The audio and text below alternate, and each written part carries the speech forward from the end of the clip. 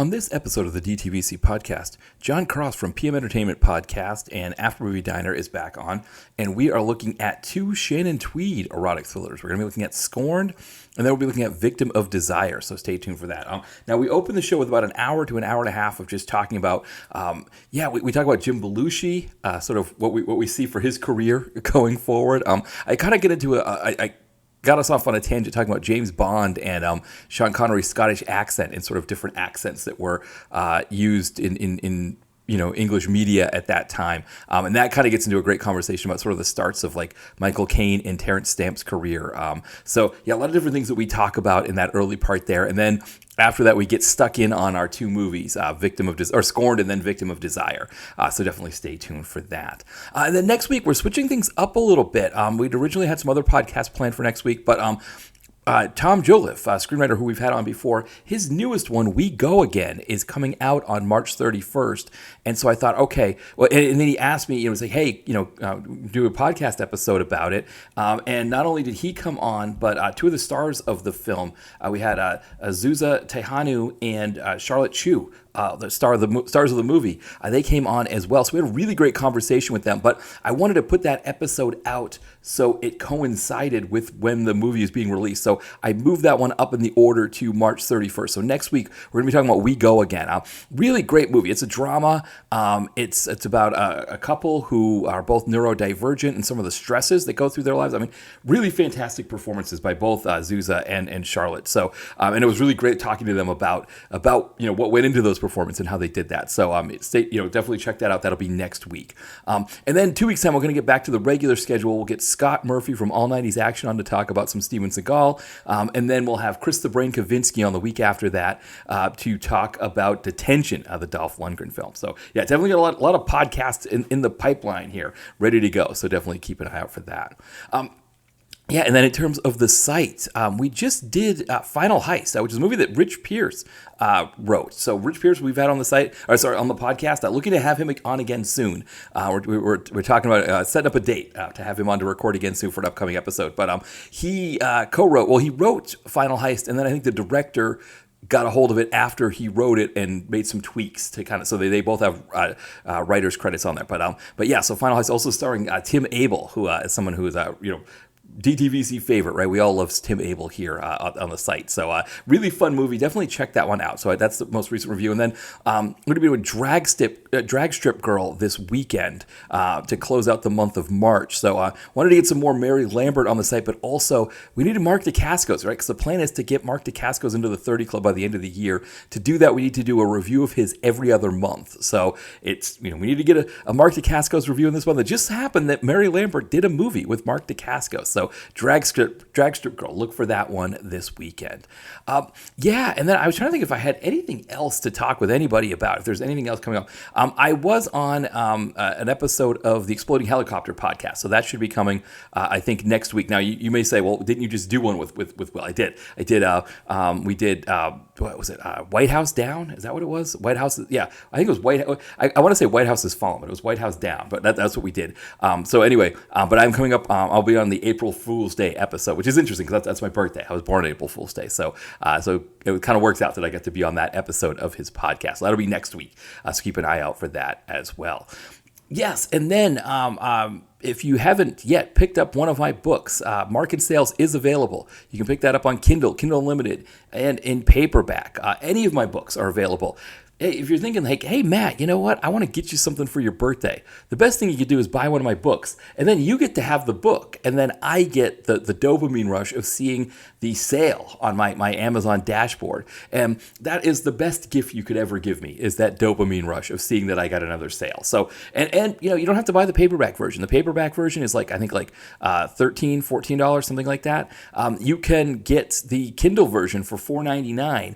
I get the same royalty. So if you just buy the Kindle version, that works just as well for me. You just need to have the app on your phone. If you've got an Amazon account, you can download the Kindle app, sign in with your Amazon account, and get it that way. And it's a fantastic birthday present for me. So if you're thinking, hey Matt, I want to get you something for your birthday, that's the thing to get me. Get me that dopamine rush of seeing that I got another sale for one of my books. And hopefully you'll actually read the book and enjoy it. That's my hope as well. But we'll see what happens there. Again, if you don't enjoy it, you can always let me know too that you didn't enjoy it. I'd appreciate that too, so I can know what I maybe need to change next time through. So we'll see what happens, with that as well. I don't know why I'm saying we'll see what happens. I don't even know why that's there, but I probably should edit it out, but I don't really feel like editing out. Let's just keep it in there. We're only at 5 minutes here, but I think we're good to go on our cold open. So why don't we close the cold open here, and we'll have Jon from Miscellaneous Plumbing Fixtures playing our theme song, and then when we come back, Jon from After Movie Diner, PM Entertainment Podcast, he's going to be on, and we're going to be talking about some Shannon Tweed erotic thrillers.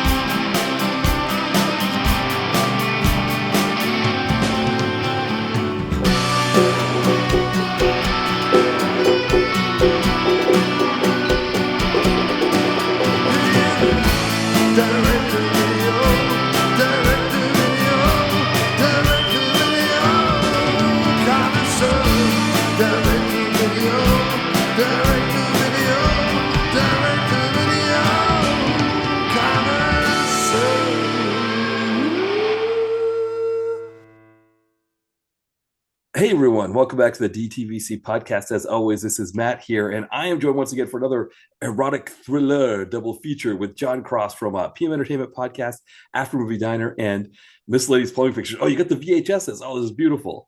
Yeah, I have the VHS of the two movies that we're going to be talking about today. Hi, by the way, Matt. It's an absolute pleasure, as always, to be on the DTVC podcast. It's very exciting because it means that we are back into the world of the erotic thriller. But yes, I have a Victim of Desire because, of course, it's a Wings Hauser movie. Yeah. And Scorned, I think I picked up somewhere because, look, if you look at it this way, it's Scorned. Right. If you look at it this way, it's The Unearthling. Oh. And it's two screeners on one VHS. So nice. This would be a tape that they used to send out. Prism Pictures would send out to prospective distributors, prospective buyers, prospective mom and pop video stores, whatever it was. And it has the Scorned preview, the Unearthing preview, and then the Scorned unrated full feature, and then the Unearthing full feature. And the order date for this, if you were going to order it to sell it in your store, Matt, was June 29th, 1994. Oh, okay. All right. Not bad. Yeah. That's the VHS tape I have. Yeah. If you look at it that way, it's Scorned. If you look at it this way, it's the Unearthing. Well, I've never seen one of those before. That's a pretty sweet deal. Yeah, it's very cool. So it's two movies. Now, of course, it means that it's done on extended play, not regular play, which means the quality is not quite as good as it would be if it was on regular play. But listen, I'll take two movies for the price of one, especially when one of them is Scorned with Madame Shannon Tweed in it. Exactly, yes, which is sweet. So, yeah, I'm excited to talk about these movies, but you had some Belushi for us. Well, we have Belushi news. Yes. Belushi news. Yeah, that's right. So it's Belushi news. So earlier last week, I found out about this new movie, and people might be like, Jon, everyone knows about this movie. Are you insane? But I hadn't heard of it. You hadn't heard of it? No. I found out about this new movie called The Chronology of Water. And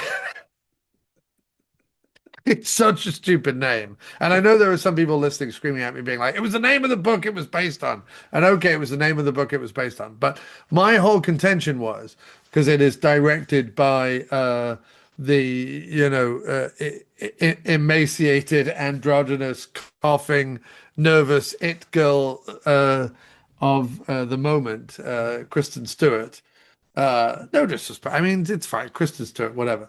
But I was saying that if you were making a Hollywood parody, a satire on Hollywood, and you wanted an A24 exec sat around in an office with a pretentious artsy fartsy poster on the wall, then it would be Imogen Poots clutching her face in anguish with the words over the top of it, "The Chronology of Water," un film de Kristen Stewart. And I was just like, this is it was so on the nose, Matt. It was so on the nose. And then when we looked it up on IMDb, because I was joking to you and Mo in our conversations on Facebook Messenger. I was joking about, it's no doubt going to have a very famous actress like urinating or something, because in all these art movies, there's always, a full frontal shower scene, or someone repeatedly urinates, or, there's always something, right? And sure enough, when you look up the tag words, vulva and close up of woman's vulva, as opposed to a close up of a man's vulva, I presume. But close up of woman's vulva was a tagline on this movie on IMDb. So I'm like, okay, the chronology of water, directed by Kristen Stewart, with a close up vulva, like this, this gets more and more on point and A24 pretentious by the minute.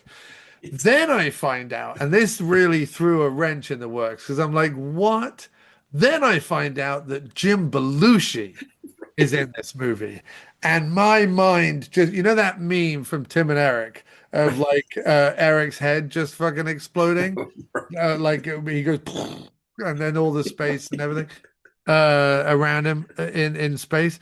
That's how I was. My mind broke at that moment. I'm like, wait.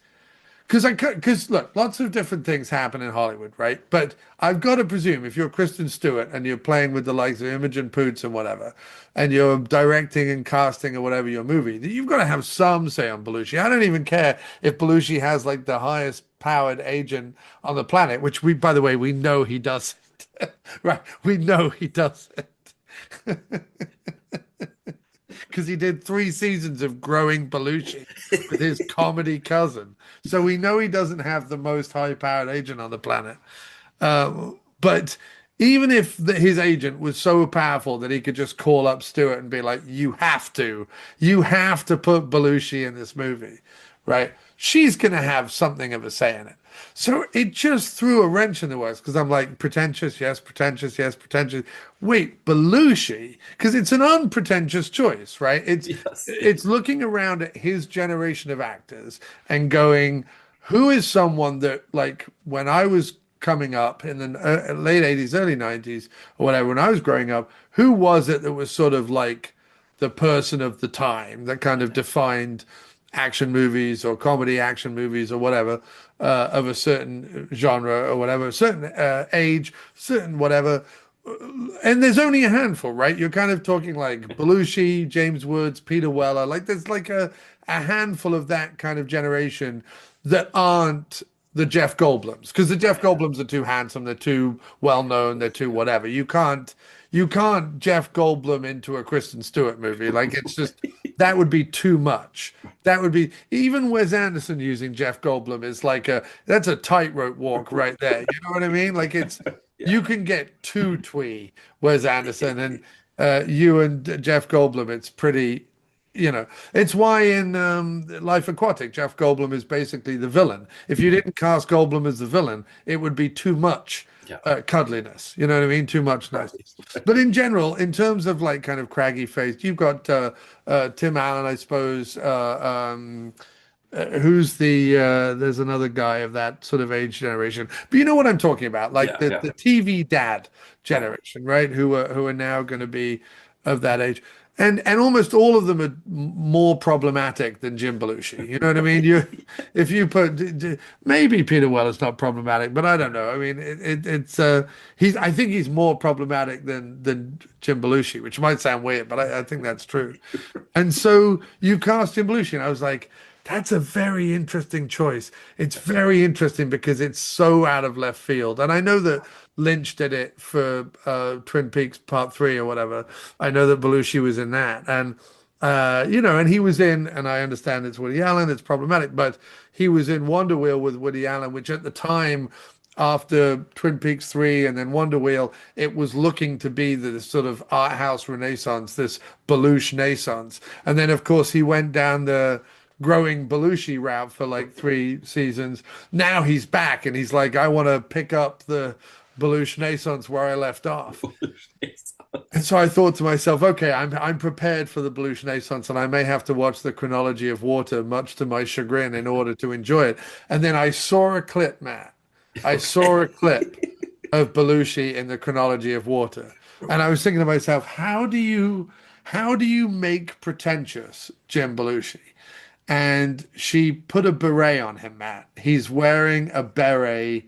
It is Belushi in a bright red beret that like he's wearing a beret. They put a beret on Belushi. What is that, Matt? Is he supposed to be like a guardian angel or something? Or No, he's sort of a kind of a smokes too much, drinks too much college lecturer who's going to help her with her literature and her creative writing, and he's sort of a you know the character Tim Robbins plays in High Fidelity, yeah, yeah, where he describes him as having he has rings on his fingers and he has long hair and like lots of satchels of smelly herbs like and patchouli and whatever, stuff. Yeah, patchouli and stuff. He is somewhere between Tim Robbins' character in High Fidelity and Hunter S. Thompson. right, Like right. that's, you know what I mean? Yeah, So that's what he's playing in the, because of course that's what he's playing in the, I mean, of course it is.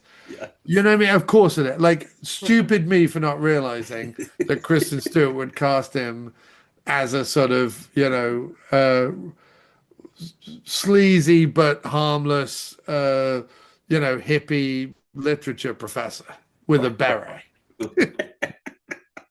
Oh man, it is one of those things for me too, where it's almost like if it's playing at one of the theaters near here in Philadelphia, it is one that like. So one of the things about a movie like that is it would never be playing in the morning matinees that I like the Saturday No. morning matinees. Yeah. It's art house. Like I don't even know. I guess there's the Walnut Street Theater that's kind of indie art house, or like like the Philadelphia Film Institute has theaters. And I guess Yeah. that's what but it would always be like a 7 p.m. showing for something like that. And Yeah, yeah, so yeah. it's one of those Well, it would deals. have to be Matt because close up of woman's vulva. Exactly. You have to do it at night. Exactly. Yeah. It's the We funny thing. can't let vulvas out during the day, Matt. God forbid. Can you imagine daytime vulvas? Dude, what next? What next? The world would go insane. Can you imagine that tag on IMDb? It said a Yeah. woman's daytime vulva. Daytime vulva. By the way, I used to play bass for daytime vulvas. Yeah. But no, where I live in Philadelphia, I live closer to where the sports teams play than to any movie theater. Yeah. So it's like on a weeknight, it's like Oh, you're not trudging all the way into the city center to see the Chronology of Water, Matt. There's no need. It's 7 o'clock at night. It's hard, right? It's hard to It'll be on justify. Mubi in Yeah. 3 weeks. Don't worry Right, about it. exactly. You know what I mean? Yeah. And they'll be like, "We've got the substance. Oh, and we've got close-ups of vulvas. Do you want to come over to Mubi?" And we're like, "Nah, it's fine. Don't worry about it."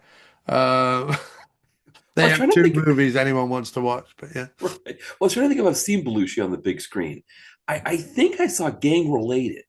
Um, so I think I You did saw his Tupac Shakur team up movie I think I saw on the that in big screen. Well, Wow. so, no, actually, because I saw Gridlock. That was a movie that Tupac did with Tim Roth. Tim Roth. I think I saw Love that that one. movie. Yeah, That's a fantastic film. so I think that's what it was. I don't know if I got around to Gang Related. So Of I don't course, know if I've Gang seen Related Belushi. has like a 4K special edition, whereas Gridlocked only has like a DVD. Right, exactly. To your point, right? It was a better movie. Much better movie. Yeah, I don't think I've seen Belushi on the big screen. So I almost kind of feel like I've got to take this opportunity. But You weren't, I'm trying to think, like, did I see yeah, Jingle All the Way in the, that I didn't. I know I didn't see that one in the theater. or Once Upon a Crime? Like one of those No. where he had like a cam. Oh, I've seen Jumpin' Jack Flash on the big screen, which means Yeah. I've seen Belushi because he's the bad guy in that. Right. No, I haven't seen that either. I don't know if I've seen Belushi on the big screen. I don't think, yeah. And so this would be that opportunity. I don't know how many more opportunities we're going to get. And in a beret as well. Well, this is so when we talk about what other opportunities, Matt, here's what other opportunities, because this is where we go from here, right? Right, right. If he's starring as the, what are we saying, like third or fourth down the cast list, right? He's not the young women who are going through whatever trials and tribulations they're going through. He's the old mentor in the beret who smokes in class, even though he's not meant to, and tells them how to write romantic poetry. And they go, oh, this grubby old man in a rotten red beret might have a soul after all. Oh, okay. I guarantee he plays harmonica at one point. I guarantee. I guarantee he's like leaning against the podium, smoking with one hand and harmonicaing with the other. I wouldn't be surprised if Dan Aykroyd has a cameo. But Right. this is where we need to go with this, because Matt, because we need to lean into this. Yes. We need a 2.5 hour, and I think Jarmusch is the man for the job. Yeah, I've been you're thinking about right. it. Is it Paul Thomas Anderson? Is it Ari Aster? Is it Jarmusch? I Yeah. think Jarmusch would get he would love the meta irony of what I'm suggesting. And what I'm suggesting is, what do we all know and love about Belushi? We all know and love that he plays beige suited cops, Right. right? Yes. Any number of movies we can point to. I mean, obviously there's Caine, right? Red Heat, Yeah. yeah. Traces of Traces red. of Red. Yeah. He wears a beige. Real Men. Like Yeah. there's several like quintessential Belushi titles where he plays beige suited cops, right? If you think Belushi, what's your immediate image is like Caine Yeah. with Yeah. It's either the the beige. beige suit or it's like the darker coat with jeans. Yes. Right. Those two. It's and it's usually in the same movie. If they Yes. don't want him in the beige suit too much, it's the Yeah. coat and jeans. Yeah. Right. Yeah.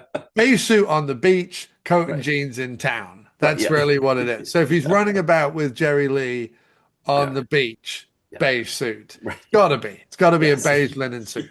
But Yes. if he's like driving around town trying to, find a perp in a dive bar, jeans and dark jacket. Yeah. Yeah. Yeah. Right. Yes. Anyway, so my theory is this. We get Jarmusch to make a movie that is literally called It's Tough Being a Beige Suited Cop. That's what the name of the movie is, right? And it's like About Schmidt meets like Canine 4, right? And it's old man Belushi. It's like the Equalizer with Denzel Washington or whatever. It's old man Belushi, and he's feeling his age, and Yeah. he's recognizing his age, and he's Jack Nicholson about Schmitting it. Like it's Alexander Payne or Jarmusch. One of those two should be the director, right? And he is a cop, Yeah. which is unpopular with the left, Yeah. right? But he's a cop who wears beige suits, which is unpopular with the right ever since Obama wore a tan suit and broke the Republican Party. The Republican Party just shit out their innards because the president of the United States chose to wear a tan suit. And since then, I don't know if you've noticed, Matt, but tan suits have become persona non grata in the United States. Yes. No one's wearing tan suits, cream Yeah. suits, beige suits. It's not happening. Right. But I say Belushi still steadfastly wears Yeah. a beige suit and is a cop. So he finds that both the left and the right hate him because he's a cop in a beige suit. And it's all about how he has to navigate life and loneliness and persecution. And also, what's funny is that while he is a cop in a beige suit, he's also Jim Belushi playing a cop in a beige suit because people have to come up to him and be like, "We loved you in Canine. What the fuck happened since?" Like there has to be a lot of like, you know what I mean? He just has to be getting it from all sides. A bit like JCVD or the some of the older stuff that he did. You know what I mean? Yeah. Where he Yeah. actually takes on some of the criticisms and things, right? Yeah. So it's got to be. I see it now, and I really think Belushi is the man for the job. He just needs to accept a little parody, right? A bit like the Nick Cage, the unbearable weight of enormous talent, Yeah. but not quite so meta. Yes. Yeah. I want it more Jarmusch meta, where the meta-ness is there, but it's not thrust upon us. Yeah, and I think to your point with the Jarmusch level, you get Jarmusch would have these little Jarmuschian touches Yeah. that normally would annoy us in other Jarmusch movies, but would work here. Like I think we were talking about this that like while Belushi's walking down the street, Austin Butler is walking his dog, Yes. and he's just there, slack-jawed Austin Butler with his mouth half open, and Belushi's jealous. He wants the he misses his own dog, and it's just Butler just there petting. Oh The yes, dog. every time he sees a German Shepherd, Yeah, because he's too old for the police force to give him a dog at this point, right, and he doesn't want his own dog because he'd have to leave that at home, and he's right, cop. So whenever he sees a German Shepherd, he openly starts weeping right. and just saying Jerry Lee. Yeah, Jerry Lee. And sort of what it has to be is like everyone around town, like the bodega owners right, and the dive bar owners and the cafe owners, they know when he gets triggered. So like whenever he gets triggered and he like collapses on a bench or something and is just rocking back and forth saying Jerry Lee, there's always like a kindly deli owner or a kindly right, cafe guy who comes out and like puts an arm around him or whatever. And they're all these characters. They're played by Steve Buscemi and Willem right. Dafoe. And, Tilda Swinton. yeah, Tilda Swinton's the bodega owner, and she's like an albino bodega owner is Tilda Swinton, right? Tilda Swinton as the albino right, deli owner. Yeah, yeah, right. and she just like sits next to him on the bench and just says the craziest things. She'll just say things like, I've heard that in Tangiers they cry over dogs all the time. Yeah. Something, yeah. I mean, then like the slack-jawed Austin Butler, like what a good boy, completely oblivious to Oblivious Belushi to the crying pain right next that to he's him. causing Yeah, Belushi. I mean, And there has to be a sequence in the middle of it where he goes out to see America in a Winnebago because I feel like that happens yes, in every one of these movies. yes. Well, Yeah. and I think also too, like the secretary would be played like a bespectacled Chloe Sevigny, who's just like Yeah. precocious, but got the glasses and everything. Yeah. And there has to be an extended cameo by one other like 90s schlubby hero Yeah. who has long since been forgotten. Who would that be for you? Well, Outside of Belushi, who would be your well, 90s staple that never quite made it into the 2000s? well, that's a good question because Jarmusch would want to cast Bill Murray in that part. But I Right. think to your Or Tom point, Waits. or Tom Waits, right? Yeah. But yeah, to your point though about somebody in that time period that never quite like got over the hump. Boy, I'm trying to think who'd Or fit. actually, I tell you who would work in a weird way would be like a Danny Glover. Oh yeah, yeah, That would work. yeah. Because while he has had success later on, when I remember when he showed up in Royal Tenenbaums, and I was like, oh, Danny Glover's not been in anything for a minute. You know what I mean? And it's nice to really see Danny Glover doing some, and he's great in Royal He's Tenenbaums. oh he's one of the few. Him and Owen Wilson are my two favorite parts of that movie. Yeah, yeah, Yeah, yeah. yeah. I'm just gonna go. he Yes. just takes up the Right. When he's sitting there talking to the two Egyptians, Wildcat.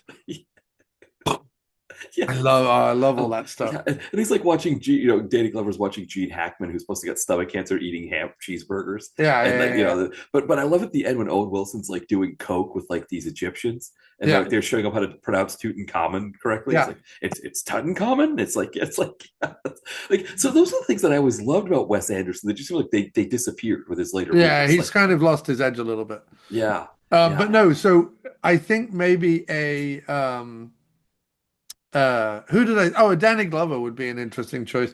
Who Yeah. else?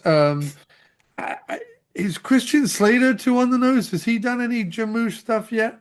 No, he hasn't. I don't think so. No. Could we bald up Slater a little bit? Yeah. Maybe like get rid of his hairline and just bald him up a bit. Yeah. Yeah, he might work for sure. I mean, yeah, I mean, too obscure might be Kenneth Teagar, but Oh, dude, Yeah. Teagar would be great.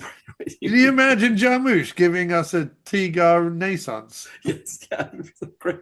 Yeah, I'm kind of drawing a blank myself on some of like the bigger names, that would be. I mean, there's obvious ones like Dan Aykroyd or whatever Yeah. that you could put with Belushi, but I don't, Yeah. or Chevy Chase does a surprisingly emotional cameo or whatever, like he did in that Burt Reynolds movie or whatever. But Um, I mean, I don't know, like George Takei or someone. Yeah, yeah, somebody Sure. right.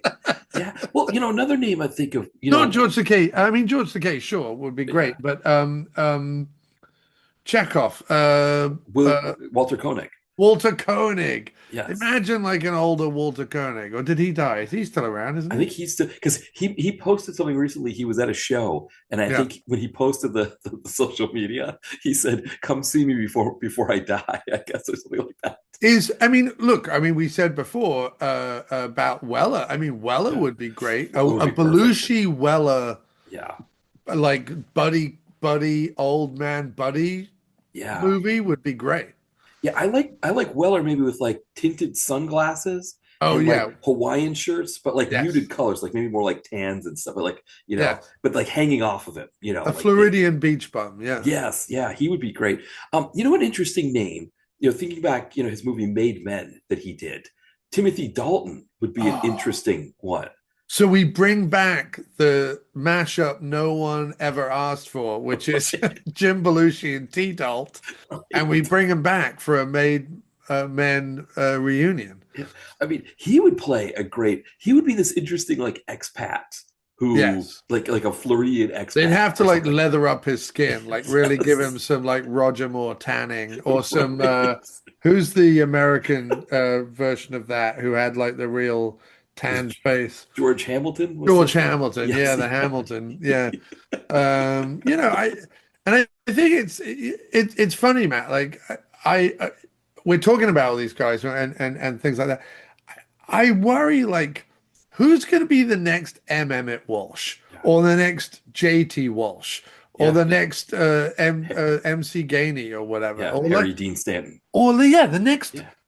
the next Brian Dennehy. Right. Where is Yeah, the next Brian? Just a solid yeah, character actor. Joe Don Baker. Where are yeah, those guys, dude? Like I yeah. miss those guys. Right. I don't know if the world of cinema exists for them anymore, right? Like it's like M. Emmett Walsh. You think about him. Where I think of the movie Critters that we covered on your podcast, where I Yeah, just love him getting thrown through a plate glass window, and yeah. it's like, but it's like or yeah, I mean like. I don't think we're ever, right. It's like, yeah, it did seem like there was a world that produced them. And yes, M. Emmett Walsh, Harry Dean Stanton, they've all got their own thing that they provided. But you're right. I mean, Brian Dennehy, you couldn't. I'm sure that Netflix has probably adapted John Wayne Gacy's story to other things, but you're never going to be able to make John Wayne Gacy's story again without Brian Dennehy playing that Right, part. right. And because there's nobody that could do it like him. Yeah, it's weird. I mean, I guess there's got to be like football players, but yeah, I mean, that's the thing is that Dennehy was built like a football player, Right. but was an actor. Um, Classically trained. Yeah. yeah, I mean, Wings Hauser's another one, right? Built like a football player, Yeah. but an actor. And it's like you can't just make, not everybody's Fred Williamson. You can't just say like, oh, Right. not like Fred Williamson. He can act, but it's not like he's Dennehy. Right. Um, yeah, I think to your point, like I think anybody who's got the size of a Dennehy is just going to go play sports and miss out Well, on yeah, acting. and I also think that like it's also become a fact where you used to be able to watch movies and you would know the first 12 to 15 actors on the cast list, even if they Right. weren't all A-list. Yeah. You would know, there would be a Jeff Fahey and a M. Emmett Walsh and a JT Walsh and an MC Gainey and there would be these guys, a Joe Polito Yeah. or Joey Pants, even if you want both Joes. Those guys used to have like they used to just be around filling Yeah. up cast lists and making interesting characters. And now when you watch a movie, you go, okay, there's the A-list star, there's the up and coming star, then there's just a whole slew of who the fuck are these mannequin dummies made real? You know what I mean? Right.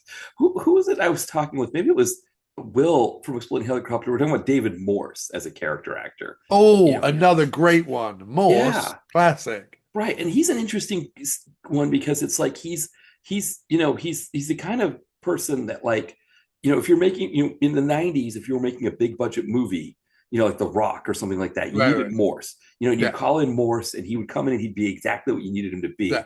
be. I think the point I think that Will and I were talking about with Morse is that Morse was not like a Dennehy or an M. Emmett Walsh or somebody like that who they're themselves, right? Like and so essentially you're putting M. Emmett Walsh in the movie because you need an M. Emmett Walsh flavor to the film. Yeah. Whereas Morse can come into a movie and be whatever you need him to be. Oh, he just blends into the background. Half the time Yeah. you forget that he's in anything. Like he's the Right. bad guy in 12 Monkeys. Right. And, although he only has, a few minutes of screen time, Yeah. like Morse destroys the world in 12 Monkeys, essentially. Right. Yeah, it's I love Morse. I just saw him in I finally caught up and watched the Daniel Radcliffe weird movies that he made, Horns and Guns Akimbo, which I'd never seen. I'd heard that Radcliffe had gone off and done all these like weird and wonderful B movies and art movies, but I'd never seen them. I've got to watch the one where he's a corpse or whatever, and Paul Dano like rides him like a dolphin or I whatever. haven't seen any of those either. I also want to see the Weird Al thing that he did. Guns Akimbo is phenomenal. I mean, yeah, him in Weird was, yeah. I mean, just incredible. I loved him in Weird. He played it so like earnestly and straight, and I was perfect. So Guns Akimbo is basically Crank, but with Daniel Radcliffe, mixed with what was the movie that was meant to be like a reality TV show where contestants were encouraged to kill each other? Is it called like Season 7 or something? I don't know. Yeah, it's like a shot on video, and it's meant to be like a reality TV show where contestants shoot each other. It's all staged, of course, because it's a movie, but it plays out as if it's like a dystopian future. I'm trying to think what it is where, well, not dystopian future, just a regular future where people are like gunning each other down in 7-Elevens. But it's like that. So he basically, he's a keyboard warrior who goes on all these chat rooms and forums and stuff and like slags people off who have shitty opinions about stuff. Right. And he does it on this interactive game forum where real people are like duking it out in the streets, and then they're being filmed and it's being broadcast to the internet, and then people on the internet are taking bets and they're commenting and there's whatever. And he's on one of the comment threads just hammering these people. And someone responds and is like, "We know where you live," basically. I'm just shortening everything. "We know where you live." And he kind of wakes up the next morning and they've drugged him and drilled guns permanently into his hands. On the effort to make him turn him into, they're like, "We're going to turn you into the thing you say you would never be," which is like a cold-blooded killer. And it's how he has to navigate this world as if it's a game, not hurting anybody while having guns strapped to his hand. It's very cool, very weird, it feels like something the makers of Crank would have made, 20 years ago. It was really, really, really good. So that's Guns Akimbo. And then the other one was Horns, which has David Morse in it. And that one is is it an Aja movie? Alexander Aja? I think it is. The guy who made Switchblade Romance that was over here called High Tension. And made Crawl for Sam Raimi, the giant alligator movie. Oh, right. I think it's Aja who made Horns. But it's a difficult story to explain, but it's basically sort of a comedy romance horror film. Is probably the best way to put it. And it's to do with he grows these horns, and then when he has these horns, people are their base selves with him. It's very difficult to explain. You would enjoy it. Watch it. But it's cool. I've got to get into some of those Radcliffe movies. So the thing I've started doing, and I'm only 2 movies in, Netflix has all the James Bond movies. Yeah. And so I did the first 2. So I haven't the James Bond era that I'm most familiar with is the Roger Moore era, because those ones aired on TV when I was a kid growing up. Yeah. So seeing that the Connery ones are great. And one of the things I was struck by was the conversation you and I had about accents in the UK, and kind of Yeah. like how like originally it was just everybody had the same Oxford accent, and then people started introducing On more. TV. Yeah, yeah, Right. on TV. Yeah, yeah, yeah. Yeah, and it's The like news and stuff, and even actors had to speak with what was called Queen's English. Yeah. right. And when you hear Connery's Scottish accent come through Yeah. as James Bond, I have to, like, I mean, I love it. It's not like I have a problem with it, but I have to imagine that hurt some sensibilities in England at that time. Yeah, I mean, Yeah. listen to Michael Caine and Terrence Stamp talk about it. They were the first of the generation that were allowed to use even their London accents, even Right. their Cockney and East End accents, long before we even had regional accents or even immigrant dialects. Yeah. But which we now do. It's the British TV, certainly when I was growing up in the 90s and 2000s, was it wasn't diverse because, oh, it has to be diverse. It was Right. just diverse because that was the makeup of the country. Yeah. Yeah, and Yeah. it was glorious, and then and it meant that my ear understands accents in a lot of ways that people who weren't exposed to accents all the time, they don't hear it in the same way. Yeah, I mean, I think it's, I know it's interesting because it's like, as an American watching James Bond with Sean Connery, and hearing the Scottish accent, I don't think anything, I wouldn't have thought anything of it. But like, with you, you mentioning it, and I think that idea that like, if you think of how many actors from Scotland, temper their Right. accent, like James McAvoy or whatever, when he's playing parts, excuse me, yeah, it was a really stark thing that I think if I Yeah. had watched those James Bond movies when I was a kid, I wouldn't have picked up on any of it. Yeah, I mean we didn't really have the film brat era in the same way in the 70s that you had over here, or even necessarily the kind of hippie films of the late 60s, early 70s. But what we did have, our version of the rise of De Niro, Pacino, Harvey Keitel, and then the filmmakers De Palma, Scorsese, things like that. The rise of that in America, in England, is actually more the rise of the working class film and the regional film, and you start to get both playwrights and therefore like film screenwriters as well. Joe Orton, for example, is one that was like made a lot of movies out of out of his stuff. But you started to get even Richard Burton with his Welsh accent, and those guys of that era, both of the Burton era, but then also like Albert Finney Yeah. and Sean Connery and Terrence Stamp and Michael Caine and people like that. That was what we were getting. We were getting movies like Saturday Night and Sunday Morning and movies like that with Albert Finney. And it was, those were the ones where they were waking up to kind of all the different cultures and diversity in England, even just amongst initially like Caucasian actors, and then later diversity beyond that. But it was, yeah, like that would be an era to go back and fully discover again because you've got some really interesting filmmakers and some really interesting actors who, by the time you and I are growing up, are more established and Yeah. are more expected and are more whatever. But end of the '60s, all through into the '70s, that was what was revolutionary in British film. We hear about music and obviously fashion and a lot of pop culture that came out of England in the end of the '60s, early '70s. But there's not a lot of people talking about those, the Oliver Reed, Terrence Stamp, Michael Caine kind of generation and what they did.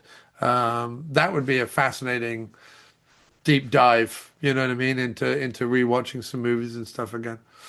Yeah, no, I totally agree because yeah, I think the Michael Caine one in particular is a great point because it's like, the same way that like when I watch the Godard Sympathy for the Devil, where it shows the Rolling Stones like, jamming out and like kind of composing Yeah. Sympathy for the Devil. And it's like, yes, there was a point in time where that song didn't exist. but for my brain, I only know a time with that Right. song, Right. Right. and it's kind of the same thing with Michael Caine. Like I only know of the world existing with Michael Caine being Right. the Right. Michael Caine we know now. But to your point, like, in the 60s, he was this, yeah, it was like this young actor who, or Terrence Stamp, similar, Right. yeah, the idea of kind of going back and seeing some of those earlier ones. I mean, some of them, you'd see they'd be on like the Italian Job or something like that would be on TV. But Right. yeah, like yeah, to your point, like some of those other ones, yeah, it like Well, that's so funny because Noel Coward is obviously in the Italian Job, the original, and Noel Coward has that very clipped English, Queen's English sort of way of right, talking. In right, fact, he was famous yes, for it. right, And it's very interesting. That is a movie where it almost feels like the old guard handing over to the new guard, yeah, because Michael Caine was all giving it a bit of this, and you go, blow the bloody doors off. And meanwhile, Noel Coward was talking like this in the background, being very posh and very English and lovely. So it's a really interesting movie for that point because I do feel like it's the old, Sir Laurence Olivier, John Gielgud, Peter O'Toole, that kind of thing, where everything is very proper, darling, and it's wonderful. Yes, that kind of stuff, to later stuff. And then obviously, there is that little period of time where we get, I think in the 90s, where we get a lot more female directors and directors from Indian culture and Islander culture and various other cultures that are prevalent in the UK. And we started to see movies that represented, our Muslim communities or our Indian communities or Hindi and so on. So we started to see a lot more of that, but not till the 90s. Really, sort of a little in the 80s, but predominantly in the 90s is when you get more of an explosion of feminist and diverse filmmaking in the yeah. UK. Yeah, I remember a movie called East Meets West, I think, that aired at one of the Indie Theater in Portsmouth, New Hampshire, the music hall. So when we Yeah, went and saw that, it was like a Caucasian woman who married a Pakistani man and then their yeah. kids, and sort of like what it was like for their kids growing up in that, and sort of, you know, dealing with these two worlds. And so, yeah, I remember that movie in particular. Again, it would have been in the 90s. So I think when Pulp Fiction and Clerks came out, it was like for my friends and I, was like, we got to go to the indie theater now and just see movies there. Yeah. It sort of changed all that for us. And so it opened our eyes to a lot of kind of movies like that. Yeah, I mean, I think one of the most famous ones to put it in context of sort of the era that I'm talking about, and actually this was later than I thought it was, but something like Bend It Like Beckham, Right. Oh, yes. Yeah. which is obviously not only a female starring movie, but a female director as well. Yeah. Yeah. I was on a podcast recently. We were talking about the Lambcast podcast. We were talking about our top 5 sports movies. And I think I had that as my number 2 sports Yeah, movie. Yeah. Because I just think the interplay with that, with, where the main character is, she's Sikh, she's Sikh, and being Sikh, it's like, you think of like sports movies, like it's always like, somebody gets an injury or something, and that's the thing that prevents them. In her case, it was she had to go to her sister's wedding, and and then also being Sikh, her parents had other expectations for her beyond, yeah, and so like this cultural thing, and there's like that. I was, that great scene where she's going from the wedding to the soccer match or the football match, and like they're taking off the wedding clothes and getting, her yeah. family's helping her out. It's just such a really, really amazing scene there. And Well, so it's interesting, isn't it? Because most I can't think of an American film that has the plot of, and maybe I'm being an idiot here, I don't know, but it has the plot of, I'm so and so, I really want to do this thing, but because of where I live, my culture, my gender, or whatever, I am not, it's frowned upon that I do this thing. But obviously, by the end of the movie, I'm going to do this thing, right? Normally, if an American movie tells an underdog story, it's just like, oh, they're down and out, they're poor, or whatever it is, and they defeat the rich guy, right? Or they defeat the whatever, or they have a shot at the title, or they run that extra yard at the football game, whatever it is, right? It's all at the end of the day, it's just about succeeding within a very narrow parameter. Whereas England, whether it's Billy Elliot, where it's like, well, you're a boy, you can't do ballet. Boys aren't allowed to do ballet or whatever, right? Right. Which was Billy Elliot. But because it's up north, right? So it's in our Right. working class, like coal Oh, mine right. Yeah. community. So it was like, no, no son of mine's going to be doing ballet. Like it's all that kind of stuff, right? Yes. Then you have Little Voice, where she's timid by day, but has this amazing ability to sing and mimic old like 40s and 50s starlets and so on. But you can't sing. Women aren't allowed to sing. You're meant to stay home and dance Right. songs or whatever, Right. right? So this thing of the class system. It's basically the films that started to rebel against the class system. It was basically the movies that taught us, the idea of something beyond just the old style British thing. Was it's okay for boys to do ballet, but no, look, it's okay for boys. It's okay for women, shy women, to sing songs occasionally. That's fine too. And similarly with Bennett and like Beckham, coming over the culture or race or nationality or whatever it is in order to like play a sport just like everyone else plays a sport. But oh no, there's all these other things in the way. And of course, the answer at the end of the movie is, well, you have to have reverence and love and understanding for your culture and your whatever. But they also have to bend a little bit so that you can go play football and be awesome. And so yeah, I think it's a particularly like British way to tell the underdog story is to pick a gender reason, a race reason, a culture reason, an area of the country reason. I did a sketch years and years and years and years ago when Jon and I were first writing sketch comedy way back when, that was basically just the Northern Film Festival. So it's like, welcome to films about the North. And it was just, so and so's not allowed to knit, so and so's not allowed to, play maracas or whatever it is. Just there was a long series of things. It was like, no, we don't do that in the North. And it was all just that's the British film industry growing up was you can't do that in the North. Right. That was basically the world I grew up in. That's And so the North was a horribly cold, grey, oppressive place where young boys had kestrels and looked wistfully over the moors and hoped no one shot him. right. I remember when I think I was a freshman in college at UMaine for Pride Week, they were doing gay and lesbian films. And they did a movie from the UK, from England, called Beautiful Thing, which I Yes. think did take place in the North as well. But it was about these two boys.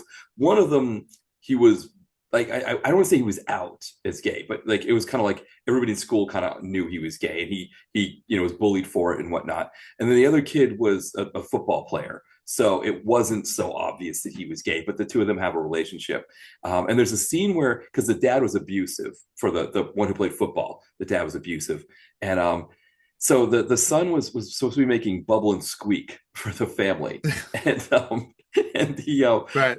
one of the older brothers locks him out of the kitchen so it burns. Right, so this abusive dad is like eating the bubble and squeak. He's like, it tastes like fried shite, he ends up making the kid eat all of the bad, burnt bubble and squeak.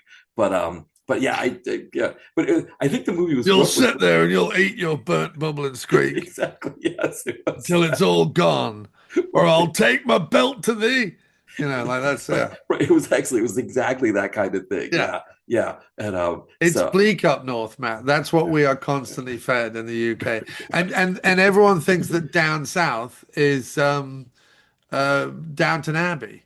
Everyone thinks down south is just hello mama, hello papa, and shall there be buns for tea. That's what they think it is.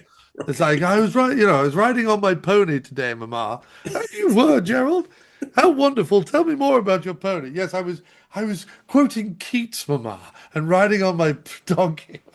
Like that's what everyone thinks down south is. Right. And everyone up north, we all think that everything up north is itchy sweaters, boys with kestrels, and people bullying other people for not being able to die. Right, exactly. Everybody's just D.H. Lawrence's dad in Sunday Lovers, right? That's it.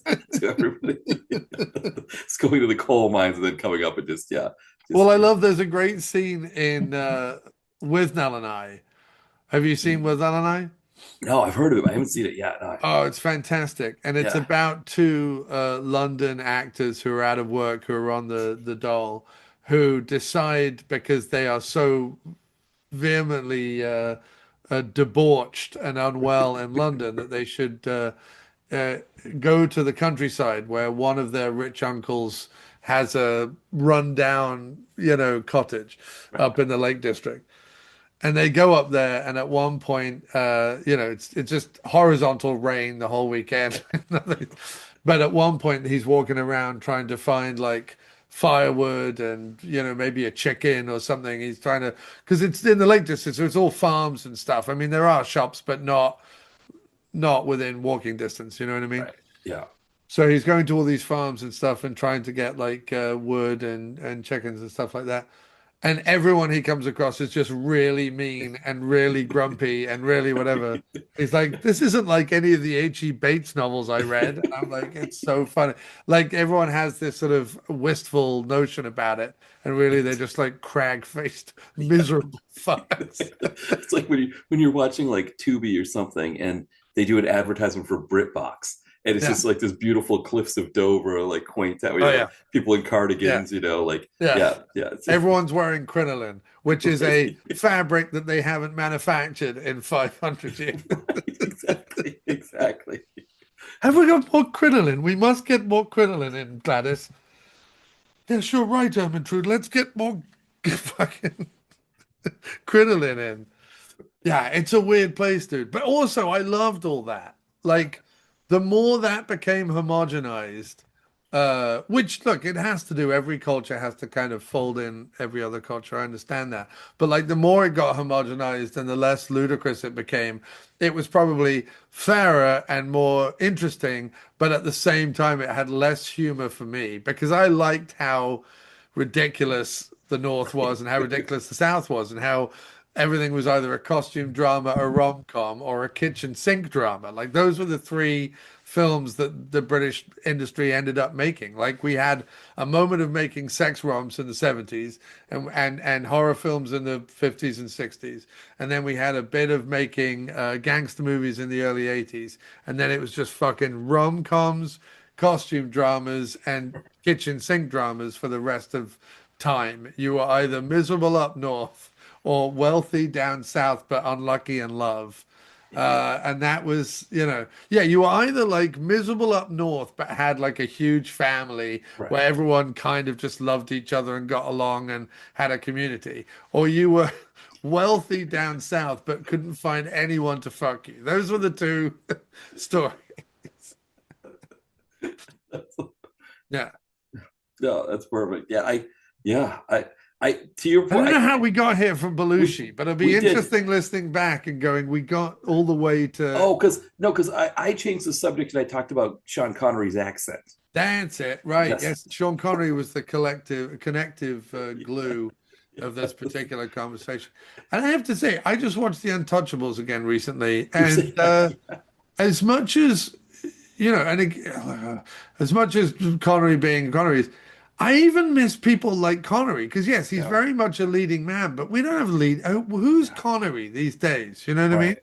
Yeah, I mean, I was trying to think like, when you think of James Bond, like thinking of like, Daniel Craig or like Oh, Pierce fuck. Brosnan had Oh, enough of Pierce that Brosnan Connery. has a bit of he's I Yeah. tell you, Brosnan is cuddly Connery, is what Yes. Brosnan is. Yes. But Yeah. you know what I mean? Connery always struck me a bit like the kind of Scottish Gene Hackman, you know what I mean? Yes. Yeah. Phenomenal actor, but you wouldn't want to go near him for 5 minutes because he'd bite your fucking head off. Right. And in fact, even on The Untouchables, when I watched the making of and stuff afterwards, De Palma was like, well, Connery insisted on this and Connery insisted on that. And of course, they were all great ideas. They were all things that actually made the film better. And I genuinely mean that. But of course, it comes from years of experience, of course, that Connery was able to bring to bear to this more modern movie. But at the same time, there is that part of you where you're just like, well, yeah, of course he did, because he's Connery. So he showed up and he had a bunch of demands. But maybe sometimes you need a Connery with a bunch of demands to kind of get the ball rolling. So it's six of one, half a dozen of the other. But I miss people like Connery and Gene Hackman as much as I miss the M. Walshes and J.T. Walshes of the world.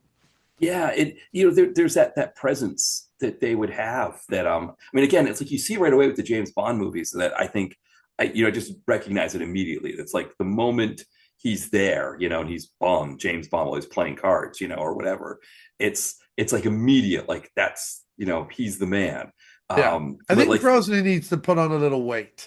If Brosnan yeah, put on just a little weight, I'm not talking like, you know, 200 pounds, but if he put on like 40 or 50 pounds, just got a little paunch, a slight jowl, he would be a far more interesting actor. The trouble is, every time Brosnan comes on, and I even just watched that the Thursday Murder Club one with him and Helen Mirren or whatever. oh, I Because haven't seen that one. sometimes, Matt, I like to watch very cozy, you know, old lady British mystery dramas.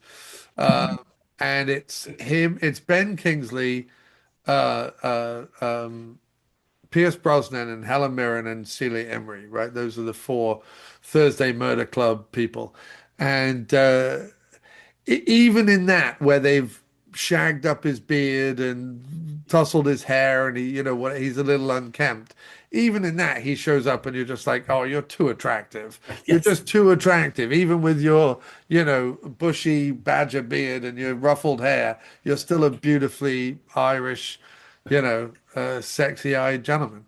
Yes. Well, because that's the thing about him that I think whether it's the James Bond movies, that I think that's at least an area where he's equivalent to Connery is that when they're doing scenes with the leading lady in those Bond movies, Yes, you get a sense that however amazing this woman is that's in this, yes, however dream woman, best looking woman ever, you can believe that she would feel lucky to be yes, in bed with them. I think it's one of the things with Pierce Brosnan that comes when you watch some of these movies that like I'm so used to action movies where it's like, it's like, God, this woman wouldn't go anywhere near Seagal, right? Like right, they're doing a love scene. It's like, okay, whatever. yeah, But like when it's Brosnan, you're just like, oh, this woman's going to be intimidated doing a love scene with him, yeah, And yeah, I yeah. think Connery had that too. I mean, Roger Moore is just Roger Moore, but I think Brosnan was one of Roger the Moore is the James Spader of Bonds. yes, He's yes, because he just teeters, but like later James Spader when he became right, like podgy, yes, because he still had the Spader twinkle. He still had the ability to drop panties everywhere he looked, yes, but he was also a little more doughy and approachable. And that was like later Roger Moore Bond era, like right. View to a Kill, where I he's was gonna like say cuddly Uncle Rog. yes. The thing I love about View to a Kill is when he goes to like the hotel or whatever, pretending to be like a tourist or whatever it is that he is, and he's got his Louis Vuitton luggage at a Yeah, time before Louis Vuitton became this gauche nouveau riche thing. yeah, Like back then when it was like it was, oh, if he's got Louis Vuitton luggage, he's a big deal. yeah. And I mean, just watching him do that, like that's one thing I don't think Connery could go to a hotel with Louis Vuitton luggage and Right. pull it off the way that Roger Moore pulls that off. Yeah, Connery's a bit more of a bruiser than Yeah. Roger Moore is, and look, and from a noticeably different class, Yeah. in England. Not that they weren't great friends, and not that Yeah. I think either of them gave a shit about that particular class structure, but noticeably, the difference in hierarchy just in the UK with the class structure back in the 50s and 60s, right? So Yeah. it's. Yeah, they're both sides. It's interesting because they are like different sides of the same coin to some extent. And they do have a real interesting different interpretation of Bond. Yeah. And what's funny is when you go back and watch the Bond movies, is that Connery is a lot more goofy than you remember, and Roger Moore is a lot more serious than you remember. Like Yes. I'm often watching Roger Moore movies and going, "Oh, okay, he's kind of a badass." Like especially the first four or five. Yeah. You kind of go, "Oh, but like he doesn't take any bullshit." You know what I Right. mean? And similarly, like sometimes you're watching the Connery ones and you're like, wow, really? Connery did that? Like he did that goofy move or that weird face, or he, Right. did some silly thing, and you're like, yeah, he did. Like Diamonds Are Forever is a hilarious fucking movie. Like there's nothing serious about that movie at all. It's all, but that's fine. And so I always think that Connery and Roger Moore are both great, and people who would sort of go, well, Roger Moore made it more humorous and Connery made it more serious. I'm like, you kind of have to go back and watch the movies again Yeah. because it doesn't hold up. Like once you Right. get to Goldfinger and they're dropping a pun every 30 seconds, you're like, Right. and they have a guy who's has a metal bowler hat that's going to be like the moment you've got bowler hats and gold fingers and whatever and pussy galore, you're like, oh well, okay, this is not, you know what I mean, Right. like Right. any Yeah. claim of sort of like seriousness. Yeah. And this is my problem with the Daniel Craig ones, Yeah. is because we get to the third Sean Connery one, and like I say, well, fuck it, the third one. In the first one, there's a evil doctor with an underground lair who has flippers for hands. So Right. we're not like I just Well, this it's is what also I a love about Caucasian guy revisionist playing an history. Asian. It's a Sorry. Caucasian guy playing an Asian with flipper hands. Yes, with flipper hands. Yeah, yeah, Right. yeah. Yeah. And also Connery in the one with Donald Pleasance's Blofeld, You Only Live Right. Twice, Right. Don's yellow face Right. for a vast section of the movie. Right. Exactly. Yes. Yeah. And marries like actually marries like an Asian woman, right? Right. Right. Yes. Yeah. It's Yeah. yeah. Well, because I think the thing about the Daniel Craig, I think too, also going back to whether it was Roger Moore, Connery, or Pierce Brosnan. Like when I see Daniel Craig acting opposite Olga Kurylenko or Yeah. Ana de Armas, somebody like that, Yeah. there's a sense that they're outdoing him. Like Olga Kurylenko, I've always been a big fan of her. Yeah. And so seeing her, like, I don't think if I saw an equivalent to Olga Kurylenko, like a Halle Berry, I don't think Right. she was outdoing Pierce Brosnan when she's No, out, if anything, anyone when she walked out the ocean, everyone was like, Halle Berry's in this? Oh dear. right, right, That's how we all felt. right, Like we were just, oh yeah, dear. Like I would rather that role have been played by Pam Grier the age she was then. right. Like I would rather, Pam Grier, and was that 90s or early 2000s? Oh boy, When that did might have been early 2000s. when Yeah, did I think late Brosnan give 90s. up the ghost? Because that was Die Another Day, right? That was the Yeah, last I one. think he did one last one in 2000 in the early 2000s. I think. All right, so Yeah, Die Another Day, early 2000s, I even think early so. 2000s, Pam Grier, I would rather her come out the because it would at least Ursula Andress, Pam Grier, that's the level of, insane humanity we're talking about. Yeah, This shouldn't even, like, these people walk another plane of, yeah, incredible existence than we do. These people are chiseled out of marble and then polished for generations. These people are fucking goddesses.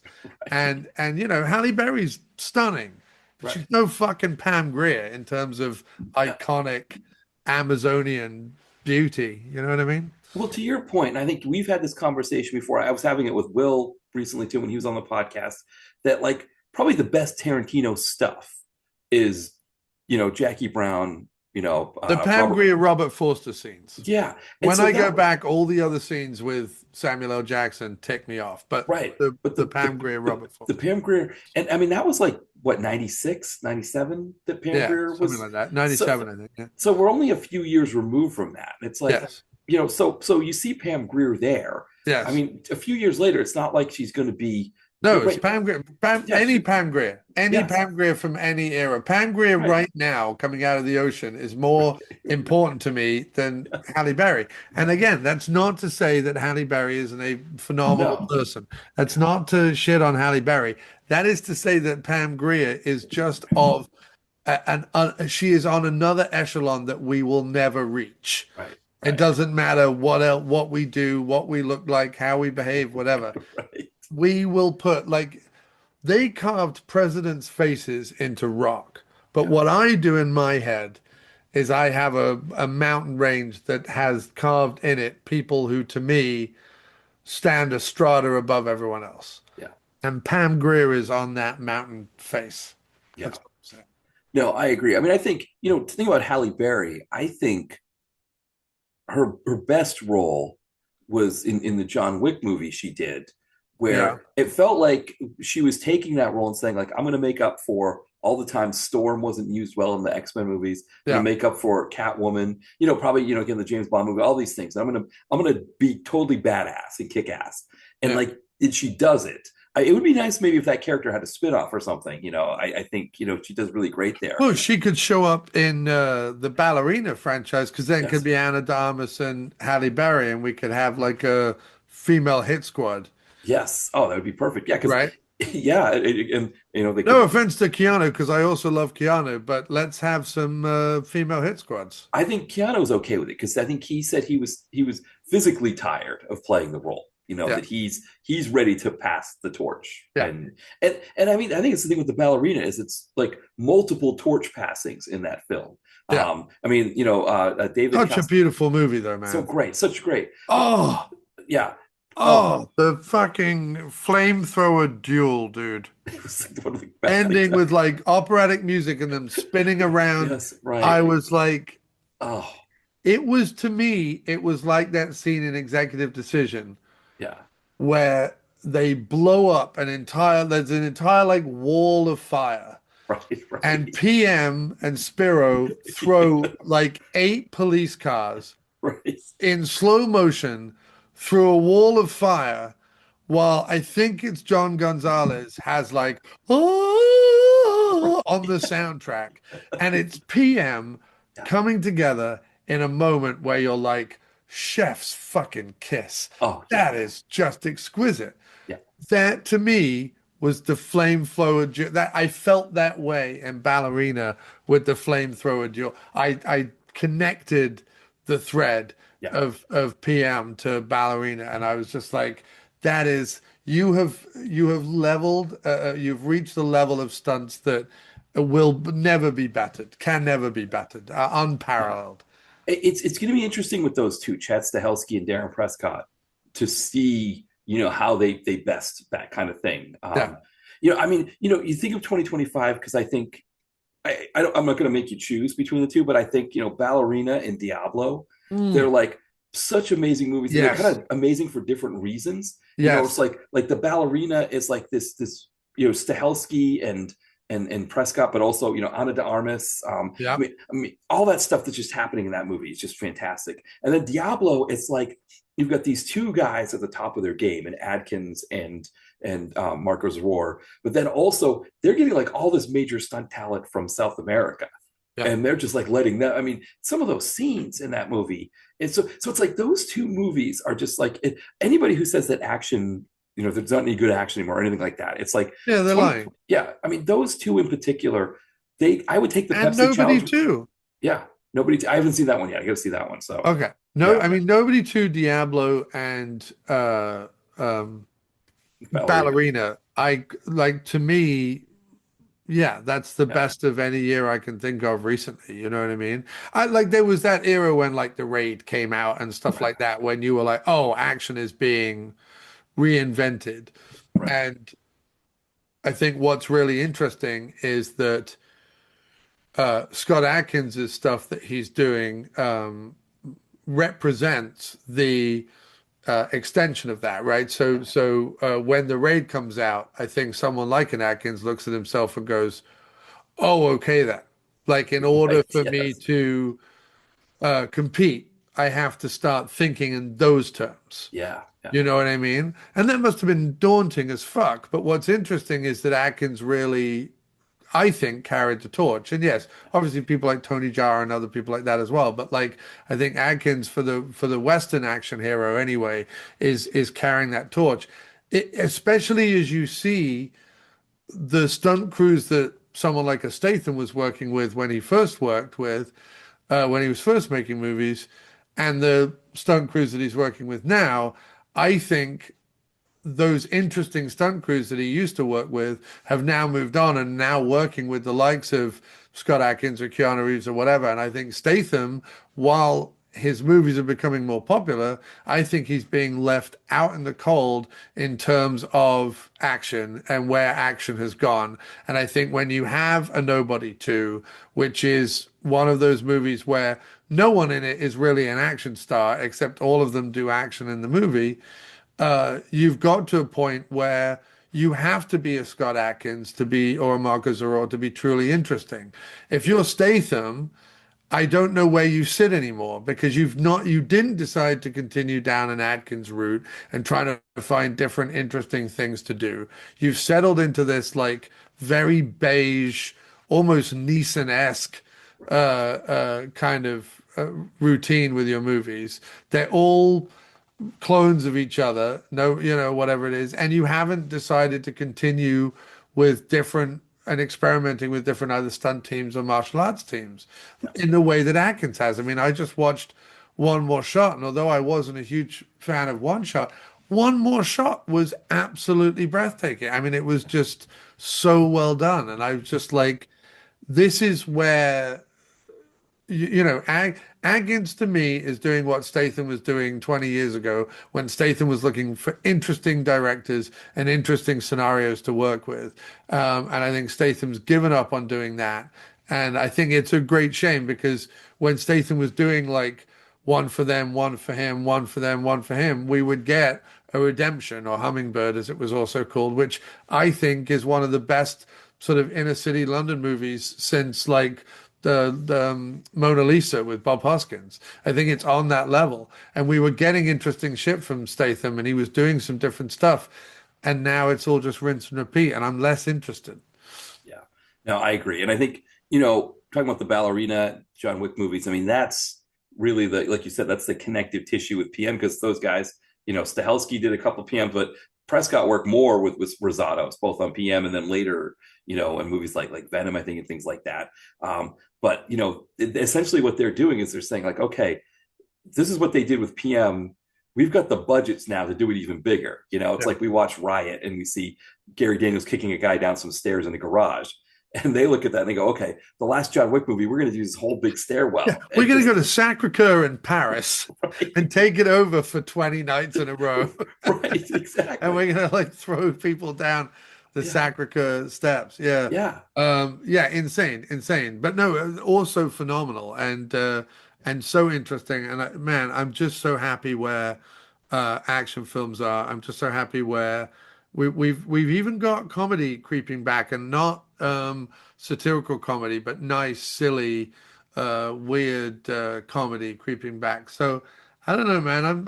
I'm very hopeful, and I know we're still going to get the odd fucking Marvel, Star Wars, DC, whatever movie, but we're seeing a nice we're seeing it turn a little bit again towards a more broad spread of the films that are coming out. Like just now in our theater downtown, we only have 4 screens. Each screen is showing a different kind of movie. Yeah. It's not just 4 action films or 4 Marvel movies or 4 whatever. Each screen is showing something that on any given day I'd be interested to go see. Yeah. Yeah. And it seems like too with, between Marvel and DC, they're taking a step back and they're saying, okay, we're going to only put out 1 or 2 movies a year now. I think the only reason why they had 3 last year for Marvel was that they had that Captain America Brave New World one was an old movie that was meant to come out the year before. So that's the only reason why they kind of packed the market there. But they're taking a step back. And so it's kind of nice to see that as they take a step back. I mean, that's one of the problems with Ballerina is it came out in that mix of Jurassic Park, Superman, Fantastic Four. It's, maybe more of these movies have more room to breathe in the space now that, the bigger studios are doing fewer movies. Indeed. Yeah. But the studio that was making some tremendous movies back in the early 90s was New Horizon. Yes. And did they, I know they do Victim of Desire. Did they, no, Prism did Scorned, right? Well, no, so they were both Andrew Stevens, Ashok. Well, that's right. They're both Andrew Stevens productions, right? Yeah. So Victim of Desire, yeah, I think it was a Stevens production, but then he hired on Wynorski to direct, where Scorned, he directed Scorned. But they both also were Ashok. Am I saying his name? Ashok Amritraj or Amritraj? I don't know which in what movie, sir. So he was the producer on both of them, but he's in Victim of Desire. He's the cop that signals over. Yes, Ashok Ashok Armitage Armitage. Yeah, is how I would say it. I mean, I may be anglicizing it, but yeah. yeah, but yeah, so they were the production teams that worked together on Stevens and him for both of these movies. I mean, as we were talking about these last night, as we were watching them, And you we know, didn't know that going in, right? We knew right, they were both Tweed, and we knew that one had Wings Hauser in it. And I'm like, right, well, I'm down for that one. That's a given. yeah, Wings Hauser. right, But the other one was when you go through, so Scorned, yeah, when you go through Ms. Tweed's uh, sort of run of movies, Scorned is the one that routinely is sort of pulled out as the quintessential Tweed erotic thriller. It's sort of the archetype. yeah. It's got a bit of everything, and everything's in its place kind of movie. And yeah, it just happened to be produced by Andrew Stevens, who also would produce a year later the film Victim of Desire. Yeah, exactly. Um, Well, yeah, I mean, which of the two did you want to talk about first? Did you want to, should we do a score because it's the earlier of the two? I mean, I think yeah, I want Victor, to talk about the annual evolution of Shannon Tweed from 93 to 94. exactly, exactly.